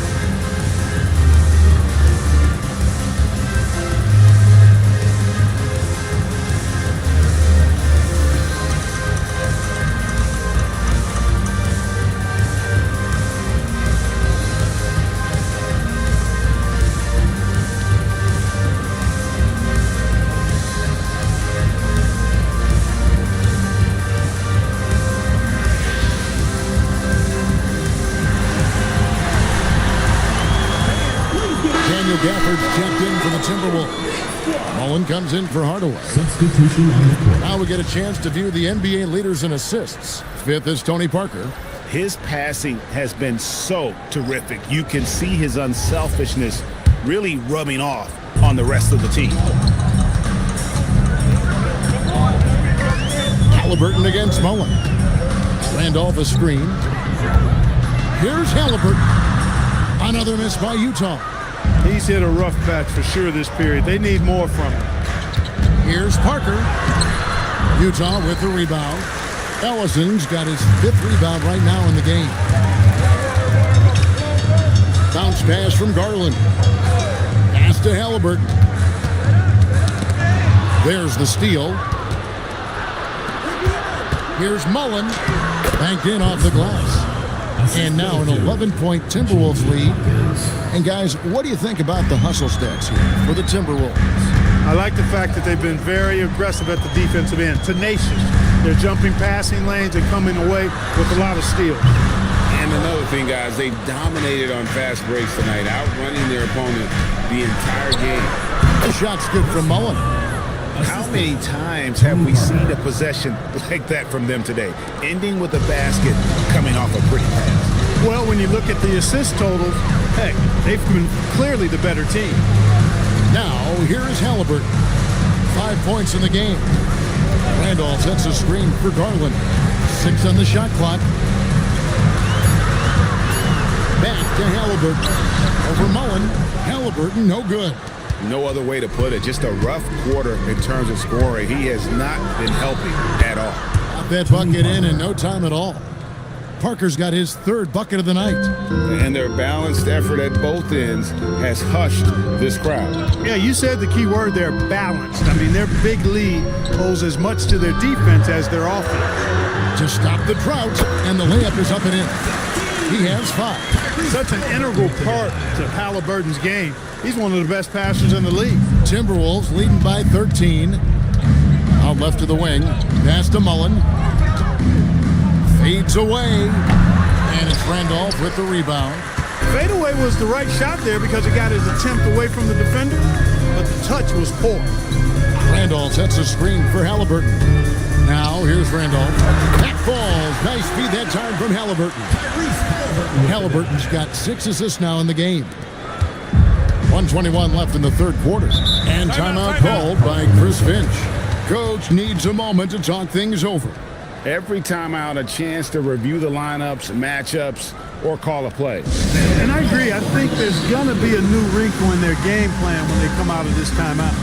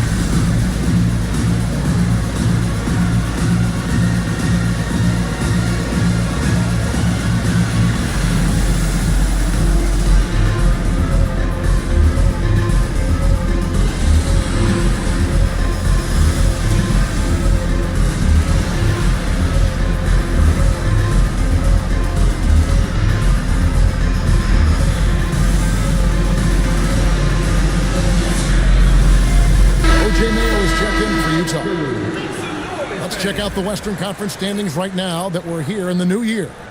You look at the Timberwolves. Right now, they're down in the 9th spot. They haven't had the kind of success they had wanted to have at this point of the season.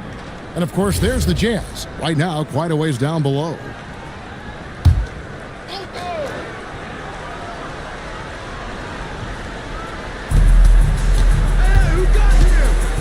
Markkanen looking it over. Pass to Gafford. Here's Parker with the 3. Ellison with the rebound. Ellison's got his 6th rebound on the night. 55 seconds left to play in the 3rd. Markkanen into the lane. That shot, no good. He still hasn't been able to convert from the field.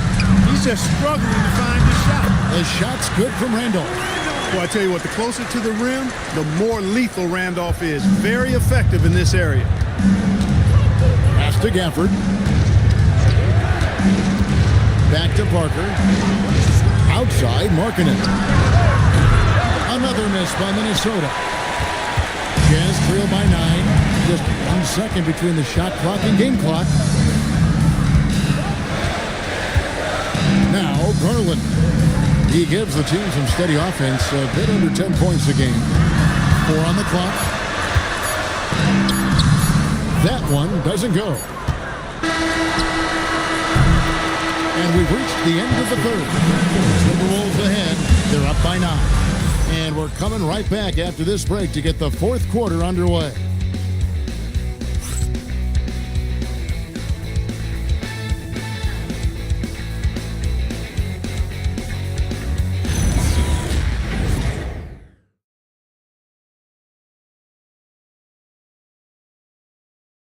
And let's take this chance now to show you the State Farm assist of the game. And he's always been the favorite to bag this honor. These kind of feeds are his bread and butter. Well, you can't run away from the DNA. When he's running the show, he makes sweet highlight reel plays night in and night out. And this is it. Glad to have you along for this fourth and final quarter. On the court for Minnesota.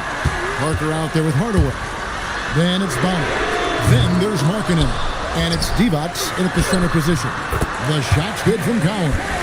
And they're beginning to just flat out fall apart defensively right now, especially on the interior.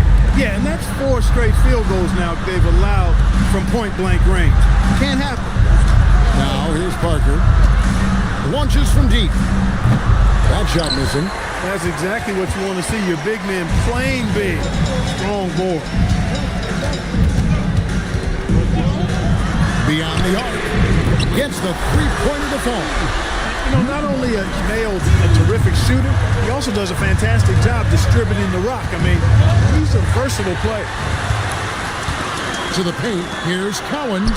Finished off the break. Cowens has got 4 points this quarter. Attacking in transition, the most consistent way to generate easy looks. Yep, exactly. And if there's any opportunity for early offense, you've got to push it and push it every time. Now here's Hardaway. Back to Markkanen. Here is Parker. Puts up a deep three. Rebound, Utah. Mayo's got his 4th rebound with that last one here tonight. Even though he hasn't found his groove tonight, his teammates are picking him up. And Hardaway gets it to go. Hey, I love the effort from the defense, but Hardaway able to finish through contact. Nicely done. Pace up the screen. And it's Halliburton missing. I didn't care for his shot selection that time. He needs to let the game come to him a little bit. Just relax, take your time, son. Markkanen a screen on Halliburton. Halliburton with the steal. And they're on the break. And that's a foul called on Lauri Markkanen. That's his 5th foul. And it's clear he's been a little out of control here tonight. The refs clearly have their eyes on him, and that's number 5. Donaldson, he's checked in for Utah.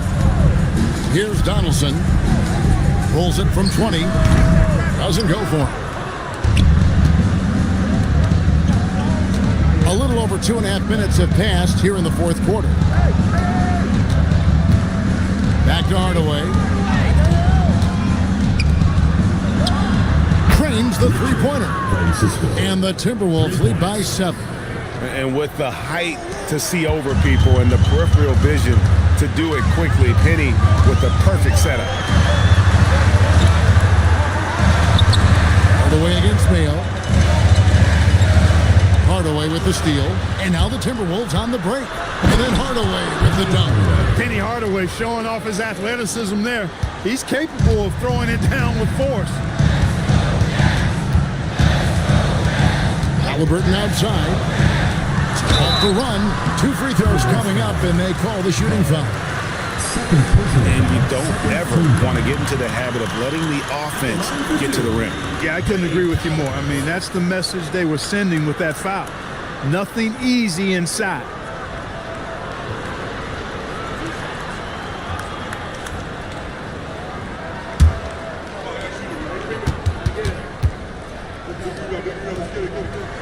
first one falls. How about that skill set that Cowens possesses? Shoots a high clip from the field and rebounds the ball well at either big man position. Looking at who's out there now for the Timberwolves. Daniel Gafford comes in for Bonner. And it's Jaime Jaquez in for Markkanen. He's perfect from the line this time. Wow, they've made every free throw here in the second half. And that efficiency is, so critical when you're looking to overcome a deficit. You got to be close to perfect and can't waste scoring opportunities. And we've got a timeout called from Chris Finch. He's not taking any chances. He wants to huddle him up right away.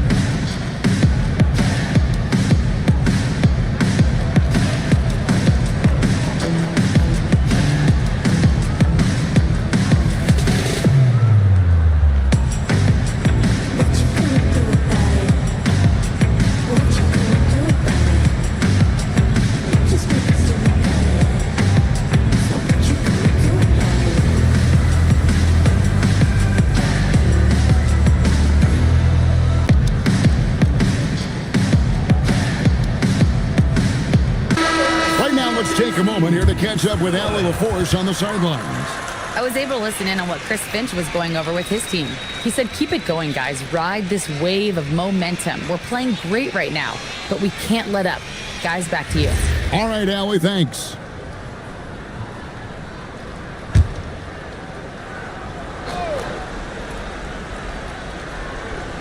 Fourth quarter of play, and over 3.5 minutes have gone by. And the call will be against O.J. Mayo. That'll be his second foul of the game. First team foul. Here's Gafford.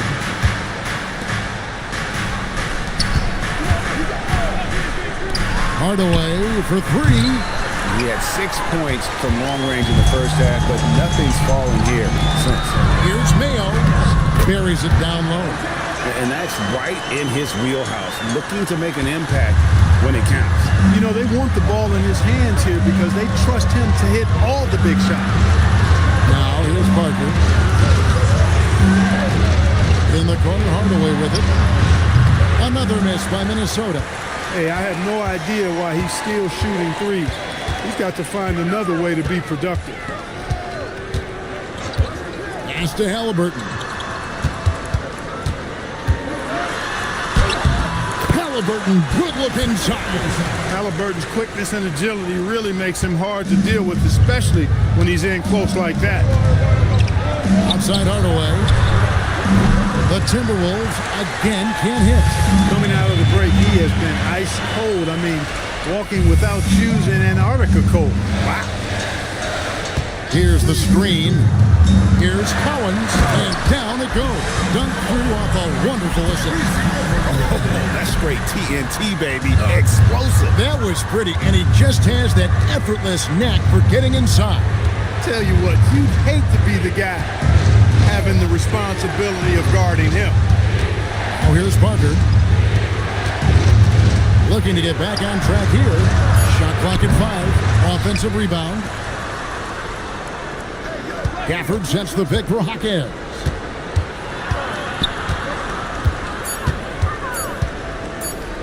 To end the cold streak. The rebound by the Jazz. And the well is running dry for him right now. Nothing falling. And, you can sense his frustration. This is going to be a test of his resolve here. Now here's Mayo. Inside. Gafford with the steal. Jaquez the pass to Parker. And it's Cowens with the rebound. Cowens has got rebound number 8 here tonight in the game.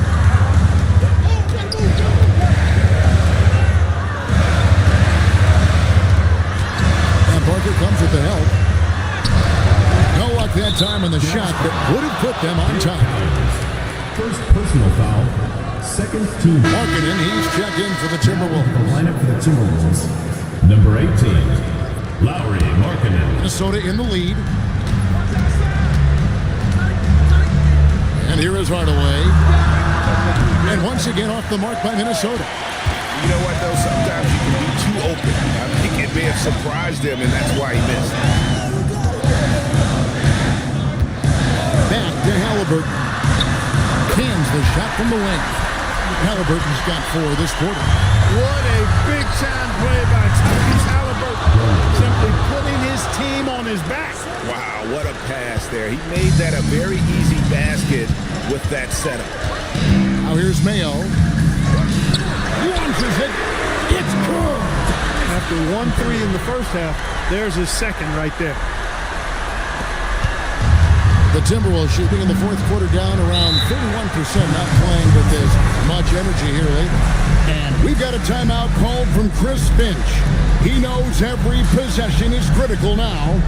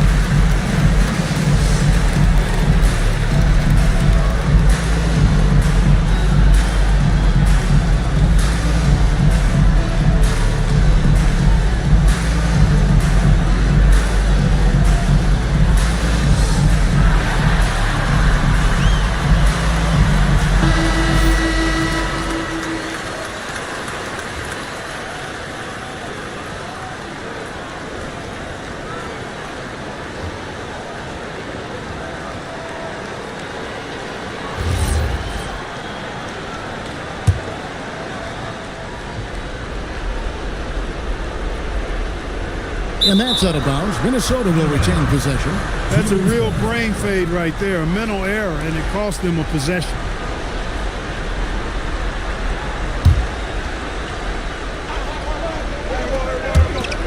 Up top, Markkanen. Parker outside. Markkanen outside. Down he goes for 3. The quick trigger of Markkanen is impressive. He's got such a fluid release, too, especially on these catch-and-shoot jumpers. Halliburton against Parker. Here's Collins. 5 to shoot. 2 minutes remaining in the game. 2 minutes. Beyond the arc. Markkanen pulls it down. The Timberwolves leading. Inside Hardaway. Cuts off the pass.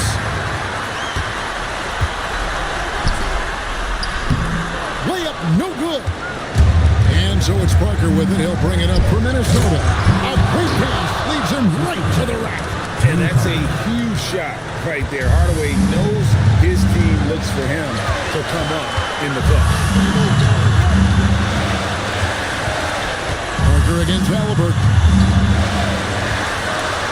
Gafford with the steal. And now Minnesota on the fast break. And too much time in the lane. They get called for the 3-second violation. And those are the kinds of mistakes that are magnified when we're talking about a game down the stretch. Devons is checked in for Daniel Gafford.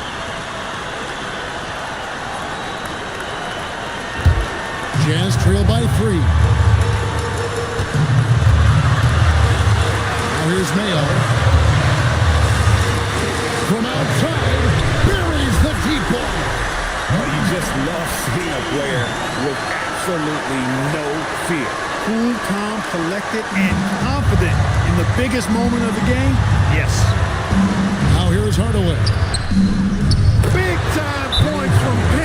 They needed a hoop. And like the leader he is, Hardaway delivered. And Will Hardy calls timeout here. The magnitude at this juncture in the game clearly warranting a timeout.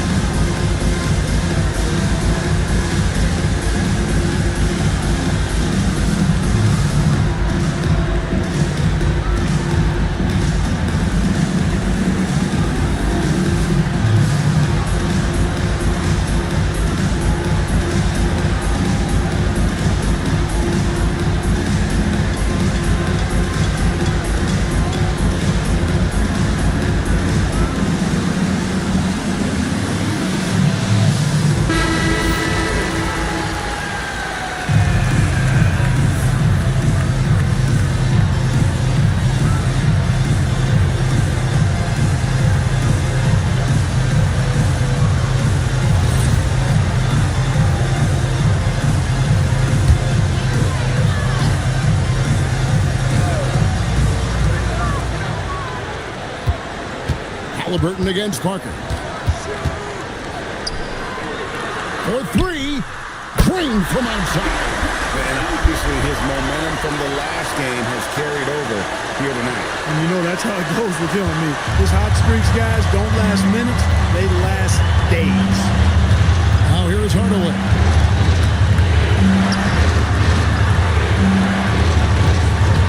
Takes the three, and it misses. And an intentional foul right there. Yeah, you have to do that, though. You can't just let them dribble the game. Exactly. I mean, you got to stop the clock any way possible and hope they alligator arm a few of those free throws. 2 shots.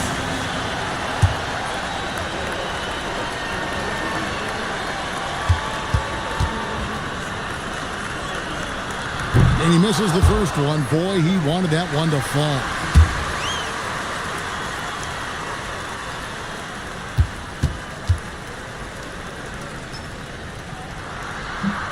And he does get the second one. And that will put them up by 2. And we've got a timeout called from Chris Finch.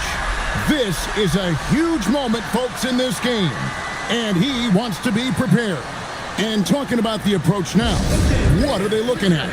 Big chance here to tie it with a bucket. A critical possession, no doubt. We'll see what they draw.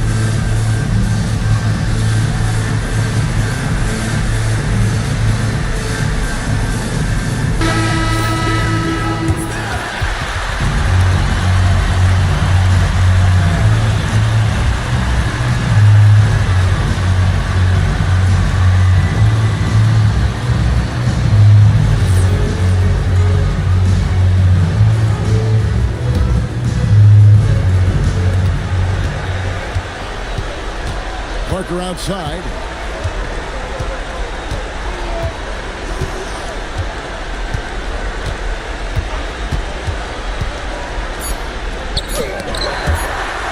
And so they choose to intentionally foul. You have to foul, but I'm sure they would have liked to foul someone different. They didn't really have another option. I mean, I thought they did a nice job getting it in his hands and making sure he was the guy who'd go to the line.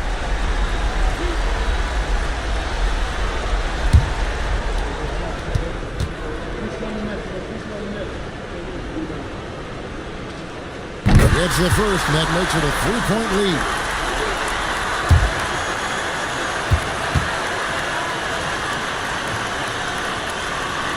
And so he drops them both. It's a 4-point ball game. And so it's Utah who's strength 5 with a win. Probably a little closer than they would have liked it, but a win nonetheless. Yeah, but I really got a sense that the fans gave them that emotional boost that was needed down the stretch. This crowd, man, they were electric. And that's going to do it tonight, folks, for our broadcast. So for Allie LaForce and my colleagues here at the table, Clark Kellogg and Greg Anthony, this is Kevin Harlan. Thanks for being with us. And now, our player of the game.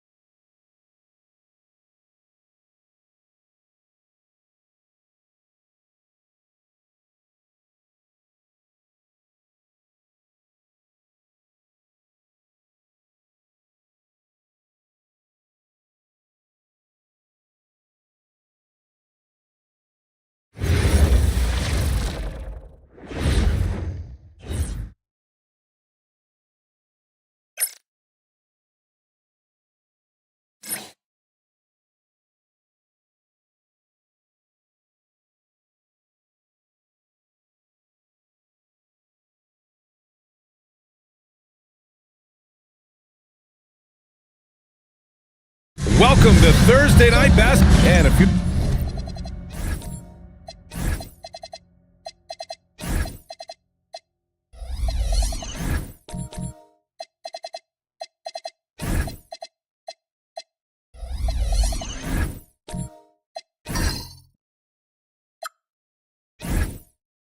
you're a fan of strong post play, you're in for a treat tonight. Boy, Pia, you remember when the conversation was you don't need centers anymore? Guess what? We're back at it. Two of the best at the 5 spot in this one. Looking at the starting 5 for Boston.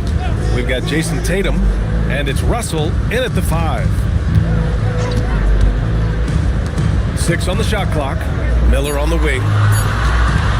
Pulls it in from the elbow. Jump shot is good. And you got to defend better than that. I mean, that's a good look for him. That's not coming with the right mentality. The defender neither closes the space nor challenges the shot. That's frustrating as a coach, boy. Ref's calling it close already as he picks up a quick early foul. Personal foul. First team foul.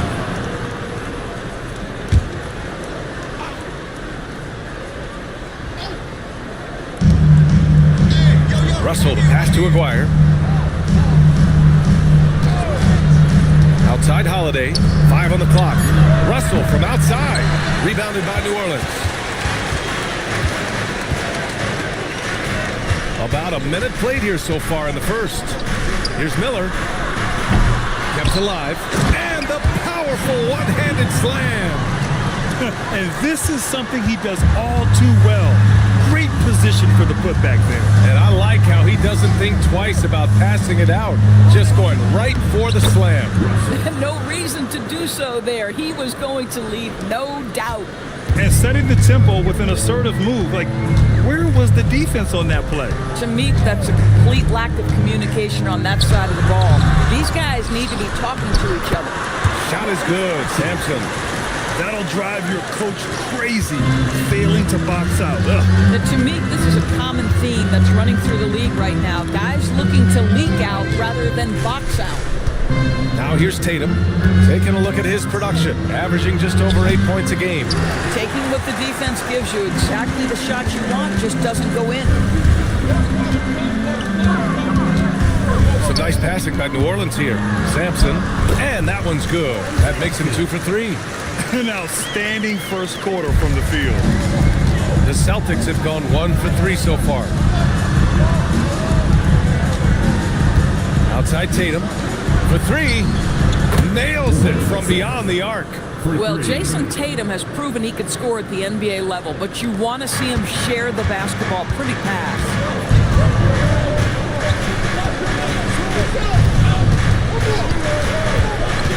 Pass to McGinnis. Here's Marion. Looking at his numbers, putting up 8 points a game. I love this approach. Getting him involved early, and it's already paying off. They know that if this guy goes off, their chances of winning rise exponentially. And it's going to be out of bounds. Boston will have another go. Gives us a chance to catch up with Allie LaForce. Well, I had a chance to talk with head coach Doc Rivers. I asked about an approach to Jason Tatum. Coach told me that Tatum is just about as good as anyone at countering plans. So he just asked his players to play to their strengths, saying if they need to make switches, that's almost a better option because the more looks we throw him, the less he could consistently play the same way. Back to you, Brian. Okay, good stuff. Thank you, Allie. Pass to Miller. Jacks up a 3. Sinks the tray. Miller's got 5 now. He's consistent from out there, especially when you give him that kind of room. Here's Aguirre. Outside Tatum. There's a screen. Can't get it to fall. 0 for 2 now. Well, Doris, when you look at the skill set Jason Tatum possesses, what specifically makes him such an elite player? Well, if you're elite, it means you have a multi-dimensional game, and that's Jason Tatum to a T. He came in with a scoring mindset. His playmaking skills have advanced every single season. He also absorbs an enormous weight on the defensive end. This guy is elite for a reason, and it's because it's a well-rounded game. It's tough to get open in this league, and when you do, it hurts not to capitalize. Miller outside, snatched away. On the wing, Holiday, 16 feet out. Miller pulls it in. New Orleans leading by 8.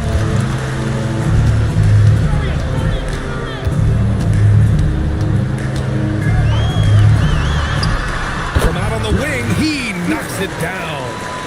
7 points in the game. I just love the ball movement. And so Holiday will bring it up for Boston. Their first chance this season playing the Pelicans.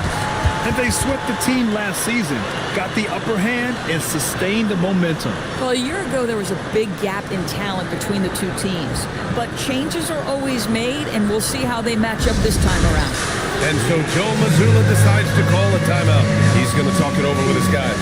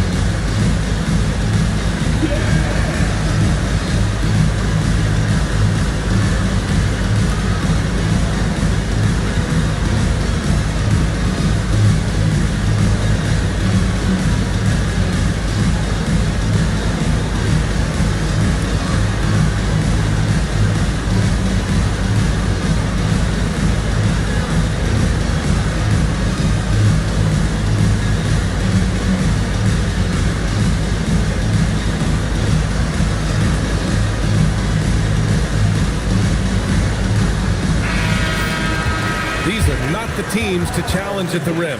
The best in the NBA in shot blocking.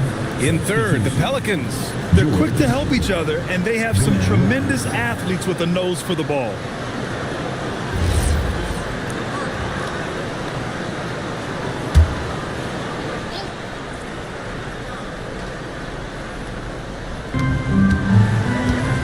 Back to Holiday. Pass to Rice.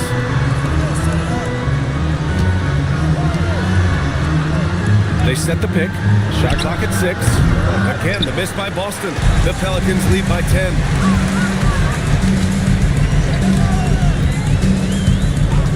Miller outside. Three-pointer. The rebound, Celtics.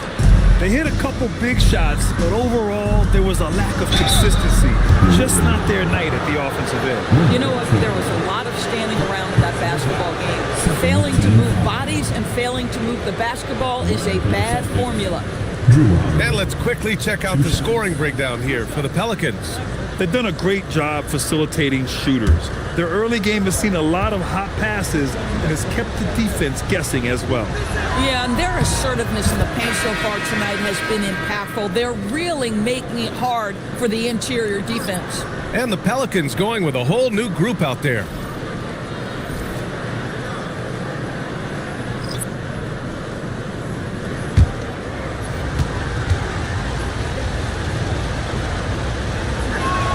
Holiday hits them both. At this time of the season, Doris, about midway through the schedule, what's the chief concern for most teams? Well, the priority is always health, right? Teams try to weather the storm of a long season. But the other thing is chemistry, that intangible that maybe you can't define specifically, but when it exists, boy, it's special. Celtics trail by 8. Black outside, and there's a pick. Here's Mikan, and he jams it home with authority. Just a big play at this juncture of the game. Second chance points could be the key for them. Impressive effort right there. That's what they need to mount a comeback. Now Black. Outside Holiday. From behind the arc. And Camby pulls it down. At some point, do you start to think about getting others involved? It has been a struggle. Jackson gets the bucket. You have to account for Jackson Jr. in the corner. I mean, he's an excellent three-point shooter. Now here's Black. He's scoreless. Pass to Mikan. Stolen by Jackson. Holiday against Sharp. Here's Vandeweghe.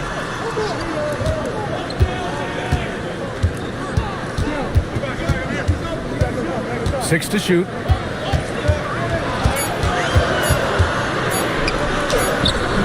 Can't get it to go. Missed his first one.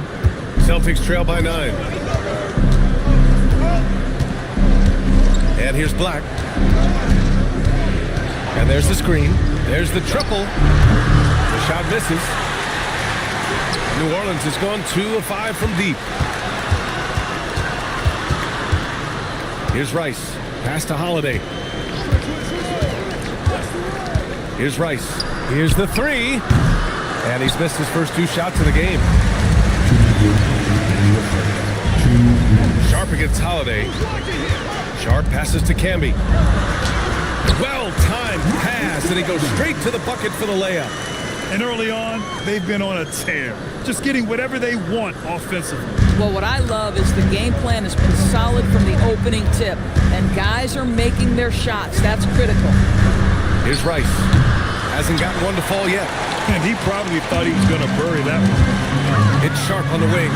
There's the drive, and he buries his first look. And this defense needs to turn the screws and ramp up the intensity. They're looking a little loose out there right now. There's a screen. On the wing, Holiday. Baseline jumper right on the money. After missing his first 4 shots, he finally gets one to drop. Over to the left wing. From about 19. And the Pelicans get another bucket right there. What a way to begin this game. Dominating at both ends of the floor. And give them credit for approaching this game with the right energy and intensity. This team has attacked every chance they've gotten. Now here's Black. Boston needs to get off a shot here. Gets the 3 ball to go. Boy, when this guy has got his rhythm, he can be tough to guard. Shot and game clock separated by 5. Sharp passes to Jackson. Here's Vandeweghe.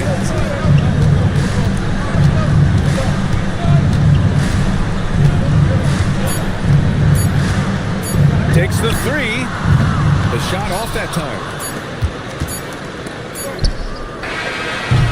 So as we end the first quarter, already a double-digit ball game.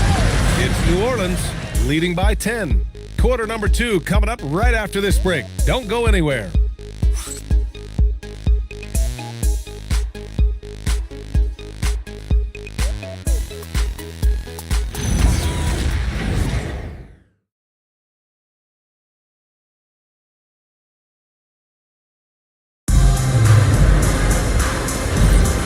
If you're just tuning in, we've got a wide margin on the scoreboard, but plenty of time left for a comeback. And looking at what we've seen from the Pelicans, what do you think, guys? Well, they came out with a physical presence and made rebounding a priority. I think it's why they hold the lead here early, because they're controlling the flow of the game with those second chance opportunities. They've got Miller, and it's Sampson in at the 5. So that's the group out there for New Orleans. Pass to Marion. And it's flushed down. A nice jam. And after putting it down, he dangles from the rim a little. Man, that's borderline taunting right there, Grant. They're playing with a certain swagger right now. They really have a commanding lead, not just in points, but in rebounds as well. Second quarter of basketball, about a minute played so far. They set the screen. And now that's his second foul, so they're going to have to navigate that as this game progresses here in the next couple minutes. First team foul.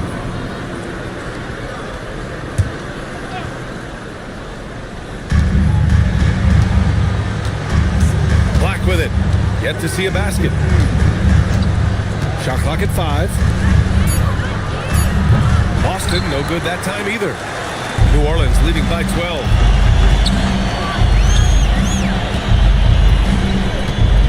To the wing on the left. Marion passes to Sampson. The rebound, Celtics. Pass to Black. Outside Kuminga. Fires the 3. Rebounded by Marion. Marion's got 5 rebounds in the game. They set the pick. Miller from downtown. He connects, and now he's 4 for 6 in today's game. Pick works well there, but the defense left a lot to be desired. It takes incredible effort to stay connected to the hip of the offensive player. You've got to want to work. Here's Aguirre. His nightly numbers respectable, putting up 10 points a game. And he banks in the layup. 5 points in the game. Yeah, when you attack in the painted area, good things tend to happen. Miller, the pass to Sampson. Soft touch off the glass. And the Pelicans lead by 15. That's been typical of their performance today.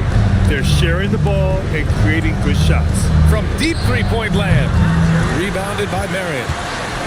Marion's got 6 rebounds in the game.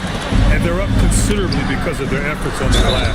Oh, he muscles it in through the contact. They call the foul, and he's on his way to the line. They just look so overwhelmed inside. That's why they continue to get attacked.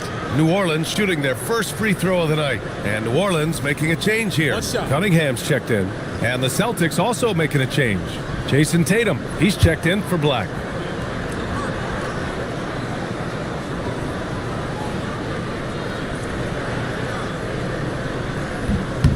Well, few descriptions more glowing than saying a player is clutch. What, in your opinion, Grant, enables a player to be that way? You know, BA, it's about confidence and command. When you're able to process and execute under the pressure, both internal and external, that's when you have a chance to be clutch. And so Joe Mazzulla decides to call a timeout. I think right now he might be looking at some adjustments.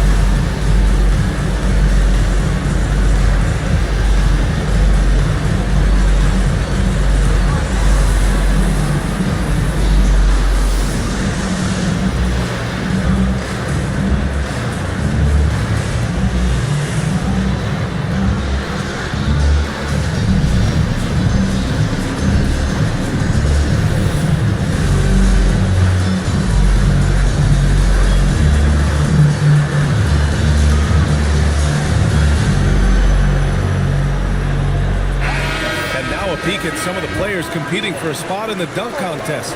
All of them true dunk artists who can do some spectacular things in the air.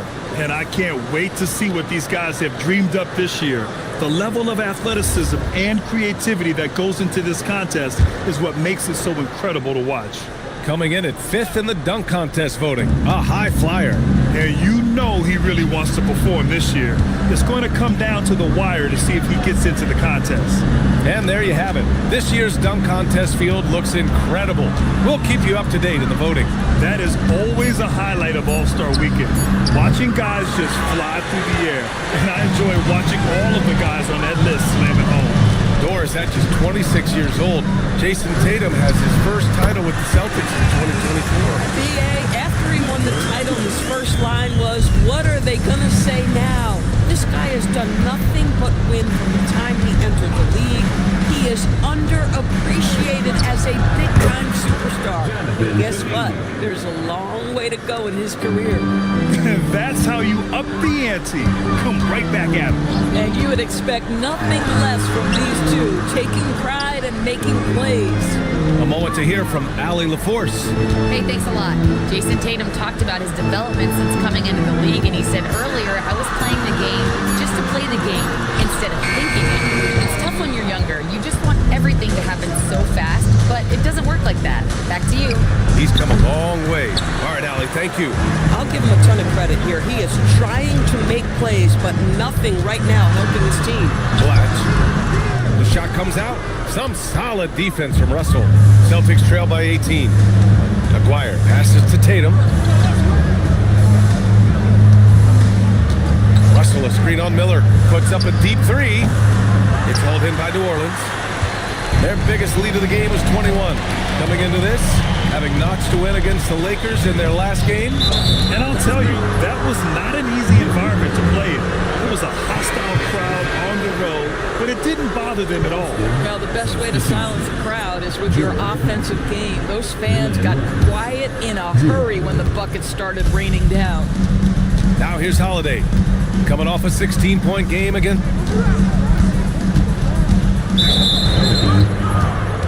The Celtics making a switch here. Lively's checked in. Second team foul. Substitution on the court.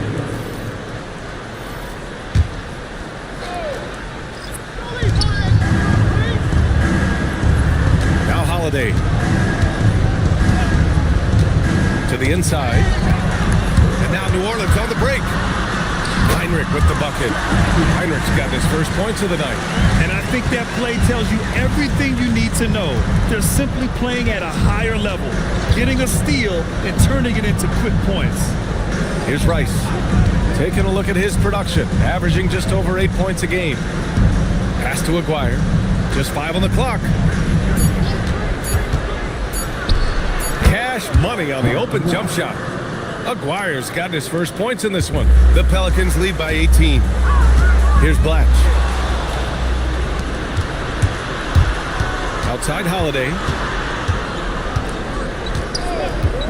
Here's Aguirre, guarded by Miller. They set the pick to the paint. It's off his leg, and it's whistled a kick. Substitution on the court.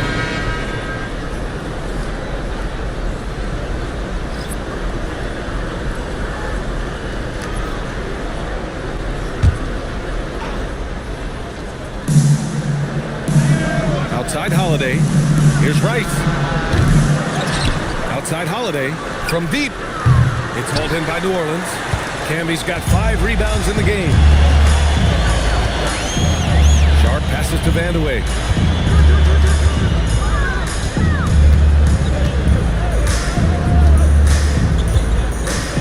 Clock at 6. Puts it up. The rebound by Aguirre. Aguirre's got rebound number 5 here tonight. Holiday looking for an opening. No good on the triple. Boy, this has not been his night. The effort's certainly there, but he looks disjointed. 3-pointer Sharp. Can't get it to drop. Celtics trail by 18. Trying to find a spark here. Yes, indeed. A rough stretch offensively. They could really use a basket. Pass to Rice. He drops it from range. Rice has got 6 points. Oh, nice feed. On time and on target. Now here's Sharp. The 3 gets it to go. That makes him 2 for 3 in this game. They're shooting nearly 50% from beyond the arc, and their confidence is growing. And so Joe Mazzulla decides to call a timeout. He's going to gather the troops and talk it over.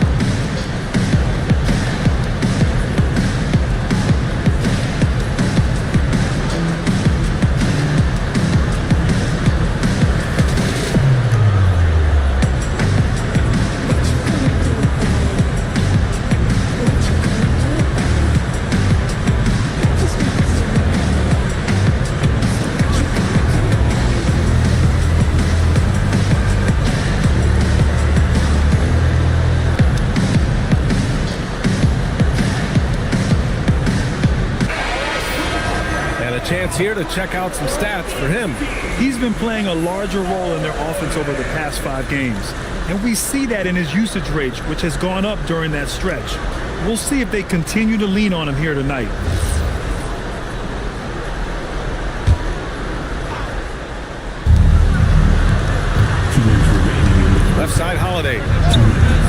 Pelicans pull it in. 1:52 left to play in the half. The floater, Lively grabs a miss. Celtics trail by 18. Outside Holiday. Pass to Rice. The three is up. That one falls. Nice feed that time from Holiday. Rice has got 6 in the quarter. It appears their offense is lacking some balance right now. Maybe too much reliance on the three ball. Here's Heinrich. He's covered by Holiday. 6 on the shot clock. New Orleans needs to get off a shot. Jackson can't get it to go. Well, the Celtics shooting only 29% in this one. Not great. 52 seconds left in the first half. Rice. They grab their own miss. Counted. Likens got his second basket of the game. Offensive rebounding, a big part of the game right now. Teams love to send extras to the glass. Sharp a screen on Holiday. Here's Heinrich. He's covered by Holiday. From 18 feet away, Boston pulls it in. Likens got 5 rebounds tonight. 1 second separating the shot clock and the game clock. Here's Vandeweghe. Pass to Sharp. Here's Vandeweghe. Over Holiday. Shot's good by Vandeweghe. And just totally relentless, only increasing the intensity level. One thing I enjoy is watching players who don't pay attention to the score. You lock in on the moment and play the right way. And so it's the New Orleans Pelicans up 15 points as this quarter concludes. And their defense has stood out, wreaking havoc for the opposition. All right, Allie's ready to go. She's courtside. Hey, Allie. Well, thank you guys. Doc Rivers here with us now. Coach, you're ahead at the half. What was the difference?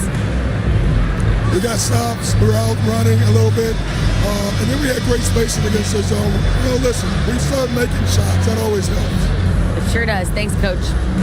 Appreciate it, Allie. And we'll be coming right back after this break. Ready for the third quarter.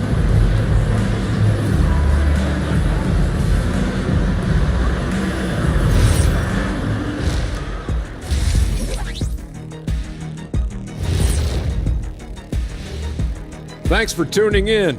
Welcome. A clinic in execution so far, as it's been a dominant showing for the New Orleans Pelicans. In terms of efficiency, they've been on point. Incredible execution. I love the way they're playing on both ends. Yeah, they're piling up a massive lead, partly because they're not giving anything away. And how about we move it on over for a preview of who we might be seeing in the dunk contest this year. High flyers, every single one. But the truth is, creativity is the special sauce. And voters can't really judge that without knowing what they're going to see. Competition-level dunks are kept secret. Thanks for tuning in. Now we head back to Brian Anderson for the start of the third quarter.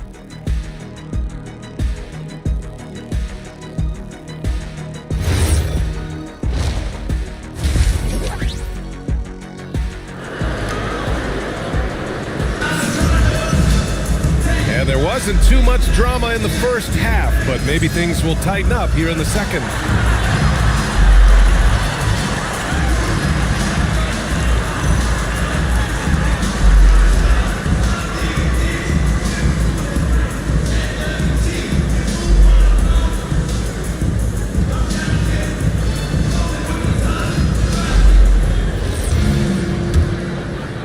Boston with the ball. Down by 15. Kick it off the second half. Here's Joe Mazzulla's 5. We've got Drew Holiday, and it's Tatum in at the 4.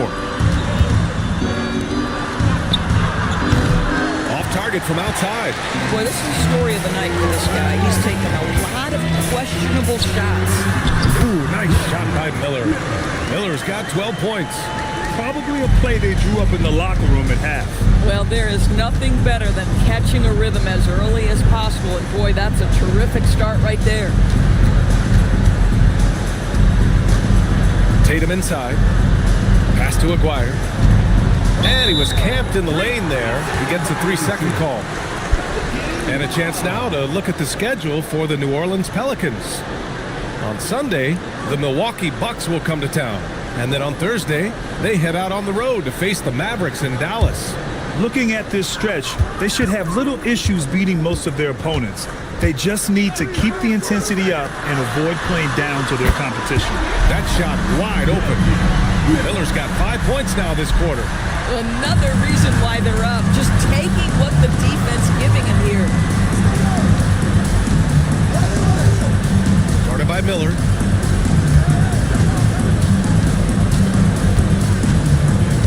Outside Tatum. Puts up a 3. It's hauled in by Sampson. Sampson's got his 7th rebound of the game with that last one. To the middle. Ooh, the lead pass was in the perfect spot to set up the layup. 11 points in the game.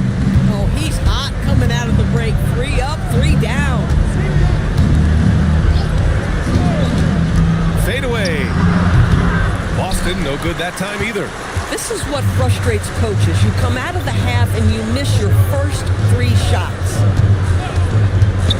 Pass to Miller. Fires from deep. And the Pelicans hit again from deep. And they're really rolling right now. That lead keeps getting bigger and bigger. And one of the things that's helped that is they're getting it done on both ends. Terrific focus on offense, and they're locked in defensively. Boston calls timeout.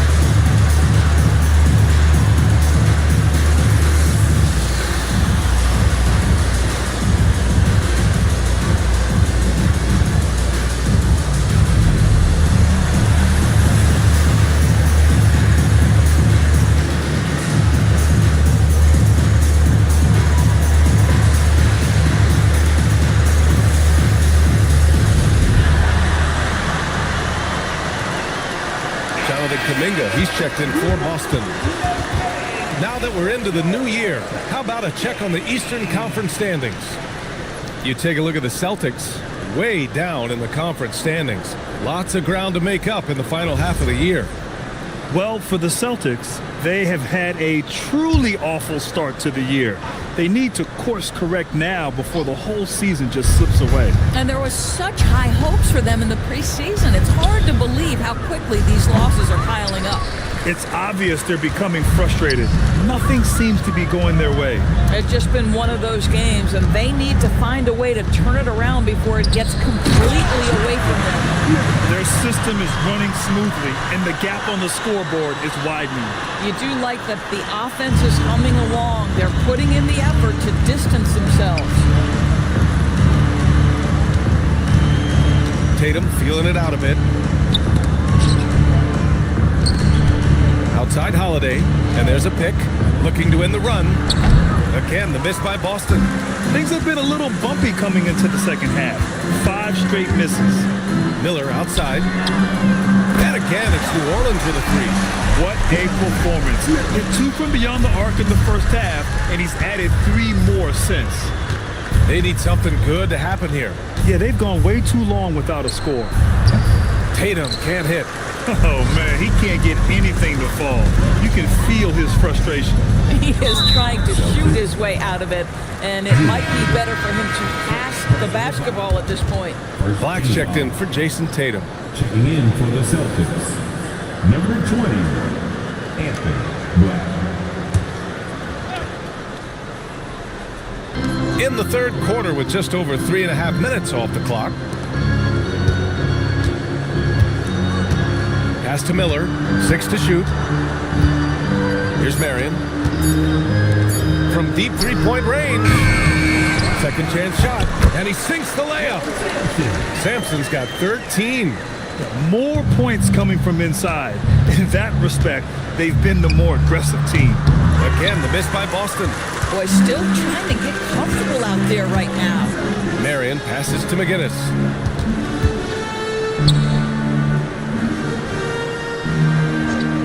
Miller outside. Second chance effort, and the basket by McGinnis. McGinnis has gotten his first bucket of the night. And attacking a somewhat helpless defense right now. Just a relentless effort. Well, you love that there's no let-up in how they're playing. They want to dominate every aspect, including second chance points. Here's Miller. It's hauled in by Black. Boston's shooting just 24% in this one. Not great. And he can't stop the drought. Another miss. Boy, this guy was able to connect from deep in the first half. Hasn't found the range since. There's a screen. Pass to Sampson. Shoots over Kuminga. And it's New Orleans with another. And their offensive game plan is clear. Get it inside and go to work. Now here's Holiday. Black outside. Launches it. And the rebound goes to the Pelicans. Sampson's got rebound number 12 here already in the game. Pass to Miller. Launches a three. Oh, you can tell he's feeling it now. 10 of 14 from the field. This guy has been in attack mode this quarter. The defense might want to intercede here. Outside Holiday. Out to the right wing. Right side Russell. Back to Holiday. 4 on the clock. Lets the three fly. Boston, no good that time either. New Orleans has gone 4 of 7 from 3. A good percentage in the third quarter. Back to Miller. Here's McGinnis. He's watched by Kuminga. Fades away. Excellent D there from Kuminga. And so it's Holiday who brings up the ball for Boston. Still looking for their first bucket of the second half. To the left side wing. Left side, Russell. No good. Unable to win this run. They're enjoying a sizable lead. And what I like, BA, they haven't stopped pressing the issue. And the shot goes. Sampson's got 17 points. Perfect from the field this quarter. Gotta wonder how long he can sustain it. And for the Celtics, they're shooting a tough 22% from the field so far. Black outside. Pass to Russell from deep. And the three-pointer goes. Russell's got his second basket. Impressive offensive versatility for a big. He can show you a variety of looks. Launches a three. We get it again. Here's Miller. Knocks down the triple. And this is how he shines. He's a big part of their floor space. And right now, Greg, he is doing a great job delivering for this team. Productive and efficient. Three-pointer Holiday. It's hauled in by Sampson. This is why you want ball movement and player movement. And that's made it hard for the defense to key in on any one individual. So it'll be 2 free throws. He was fouled in the act of shooting. Everyone in the building saw the obvious contact. And let's get your take, guys, on the scoring breakdown for the Pelicans. I mean, they've played some beautiful basketball all game. The passing has been impressive, and it's opened up things with their ball movement. I think the other thing we're seeing tonight is the floor spacing of this team. Boy, they are shooting the cover off the basketball all game. The first free throw is good.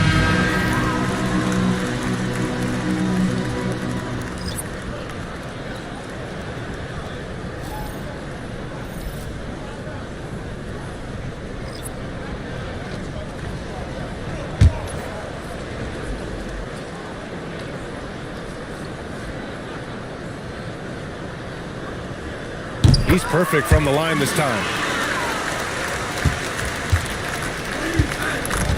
A minute 37 left in the third quarter. and he lobs it up to the rim. They've got a commanding lead. It just seems like everything is going their way. Miller outside to the left wing.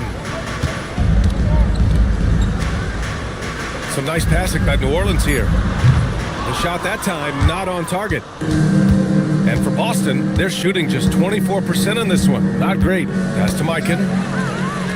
Now the Pelicans in transition. Ooh, plenty of contact on that shot. Officials call the foul, and he'll take 2 free throws now.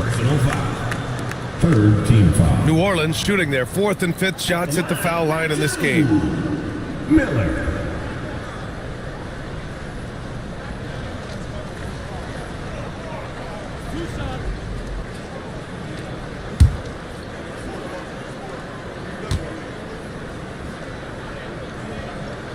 First free throw is good.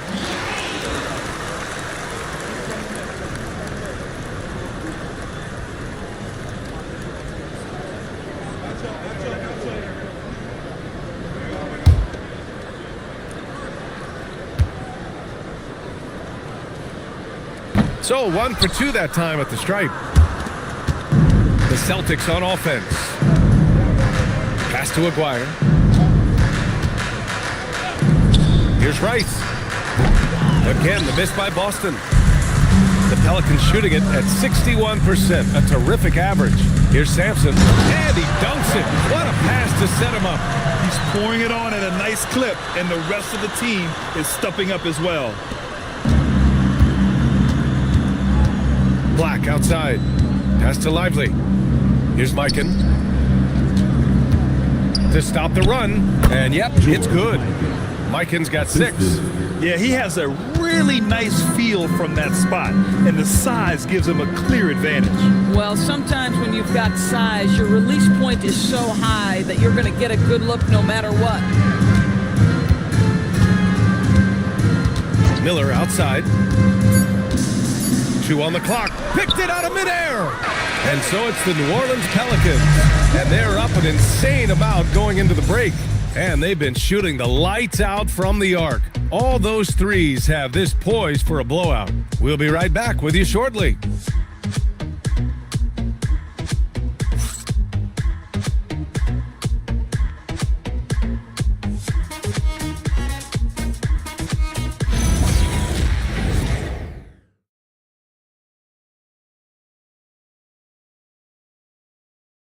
And a moment now as we take a look at our State Farm assist of the game. You have to love his unselfishness and ability to make those around him better. Well, this is exactly what you're looking for from your point guard. Survey the floor, serve it up on time and on target. And we reach the 4th quarter in a game that may already be out of hand. We've got Jaren Jackson sharp out there with Cunningham. And it's Heinrich in at the 1. That's the Pelicans 5. And trust me, when the D's slow to react, he'll be the first guy to make them pay. And that's typical of this guy. He's always reading the situation, reacting quickly, and capitalizing.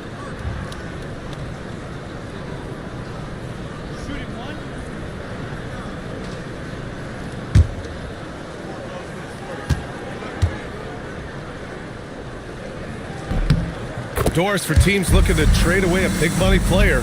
It seems the landscape is getting more challenging. BA, to me, roster construction is one of the single most difficult things in this league. First and foremost, there are rules in place that restrict salary acquisition. The other piece of this is there are now second aprons in place.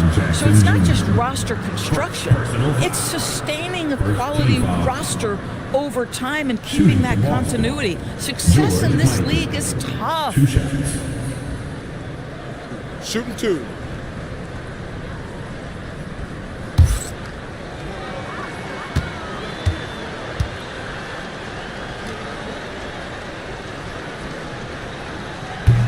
And he knocks down the first one.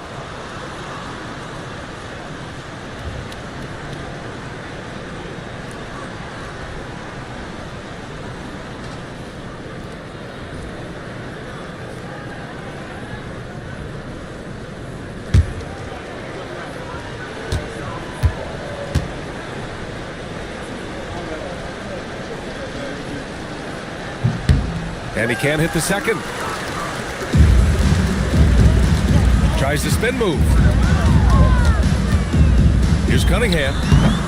Can't connect from 13 feet out. The Celtics shooting only 25% from the floor. Not great. Alvarado outside. To the wing, right side. Here's Mikan. Sharp grabs the miss. You know, he made an easy shot so much harder, and it really cost him the bucket, guys. Heinrich passes to Cunningham.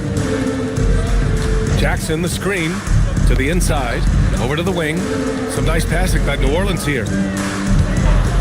Down to 5 on the shot clock. Sharp finds Jackson, and the dunk by Jackson. I mean, big-time finish from Jackson. He is a force out there. Jackson's gone 2 of 3 from the floor. Pass to Gordon. Here's Mikan, defended by Jackson. Oh, it's blocked by Jackson. Anderson against Cunningham. Down low. Here's Blatch. Good setup. Led him to the rack perfectly for the layup. Blatch has got his first bucket in this one. Here's Banks. And Doris, you think about the top scorers in this league.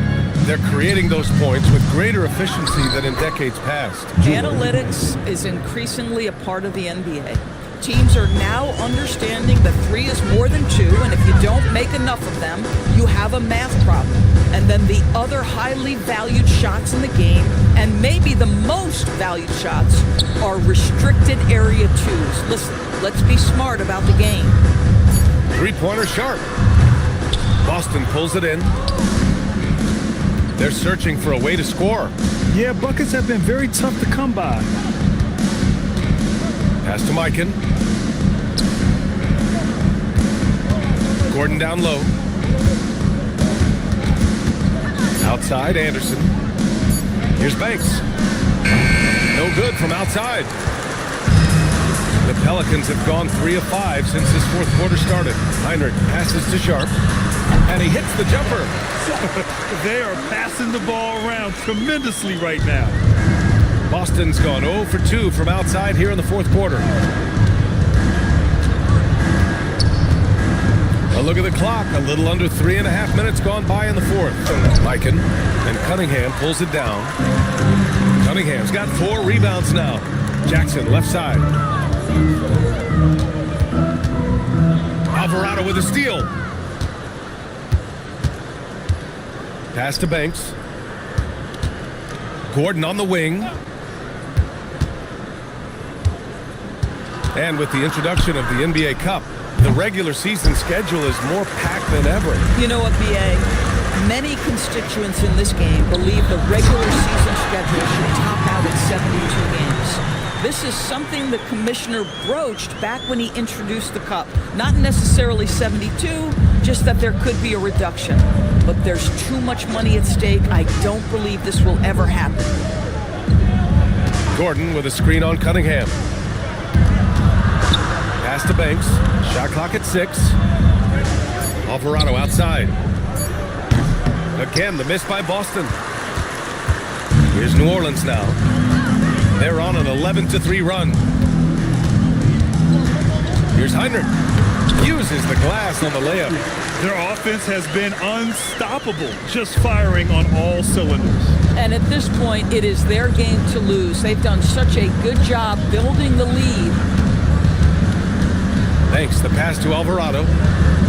Gordon with a screen on Sharp. Here's Banks. Pass to Alvarado. Over Sharp. It's rebounded by Blatch. The Pelicans have gotten 6 of 8 shots to fall during this fourth. Heinrich with the bucket. Just so successful getting the ball inside and finding those great looks. Boston shooting only 23% so far. And he's going for the lob! And stolen by Cunningham. Here's the break. Here's Sharp. And out of bounds. Boston will have it. So Boston ends up going with a new group.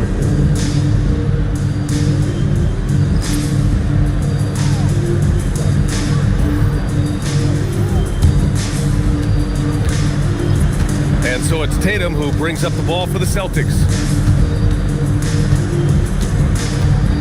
And you think about the Defensive Player of the Year award. It tends to go to big men.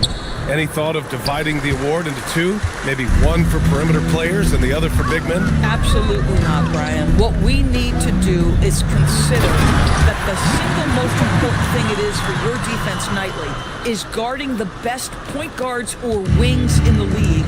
And the voters have got to understand it can't only be about big men. Pass to Russell. To win the cold spell. Back to Black.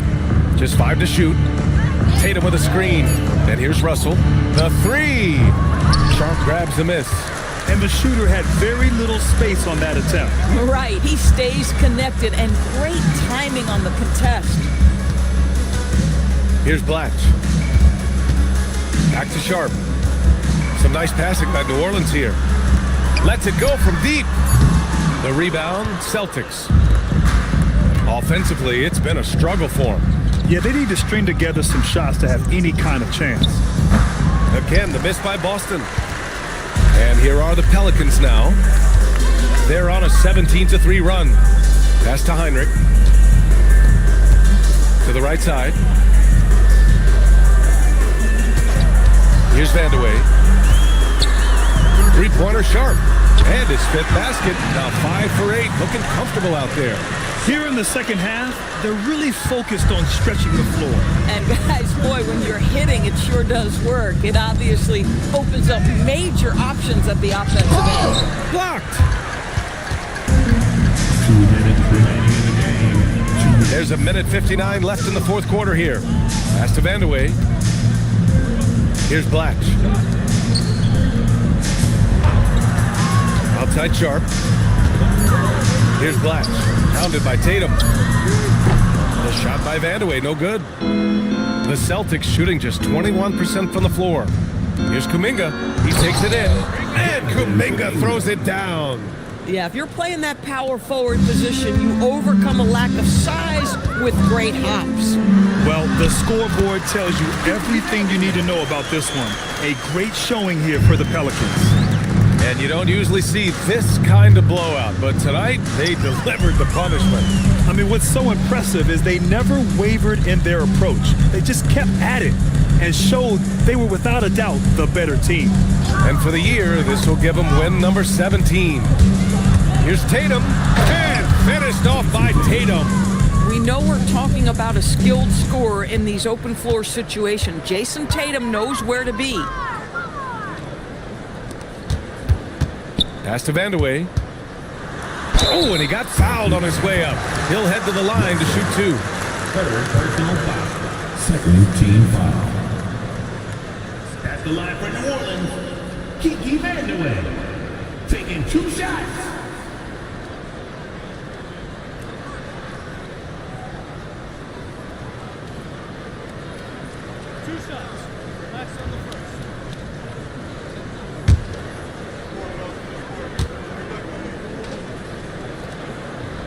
The first one falls.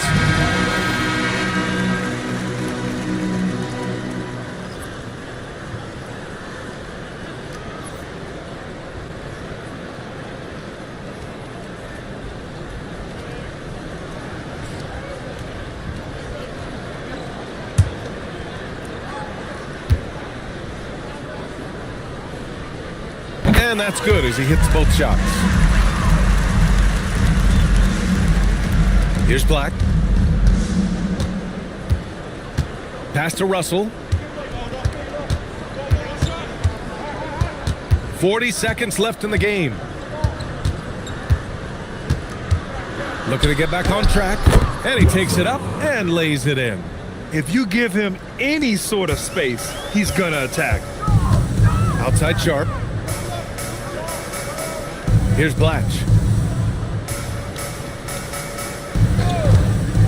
20 seconds left in the fourth quarter. Pass to Vandeweghe. Here's Heinrich. Off target from three-point range. And here's Black. And And so New Orleans takes this one by a large margin. Boy, they were something special to watch tonight, and the crowd loving every second of it. It's always a great feeling when you play this well for your fans. This team really showed what it's capable of. And that'll do it, folks. For Allie LaForce, Grant Hill, and Doris Burke, I'm Brian Anderson saying thanks for tuning in. And time now to present our player of the game.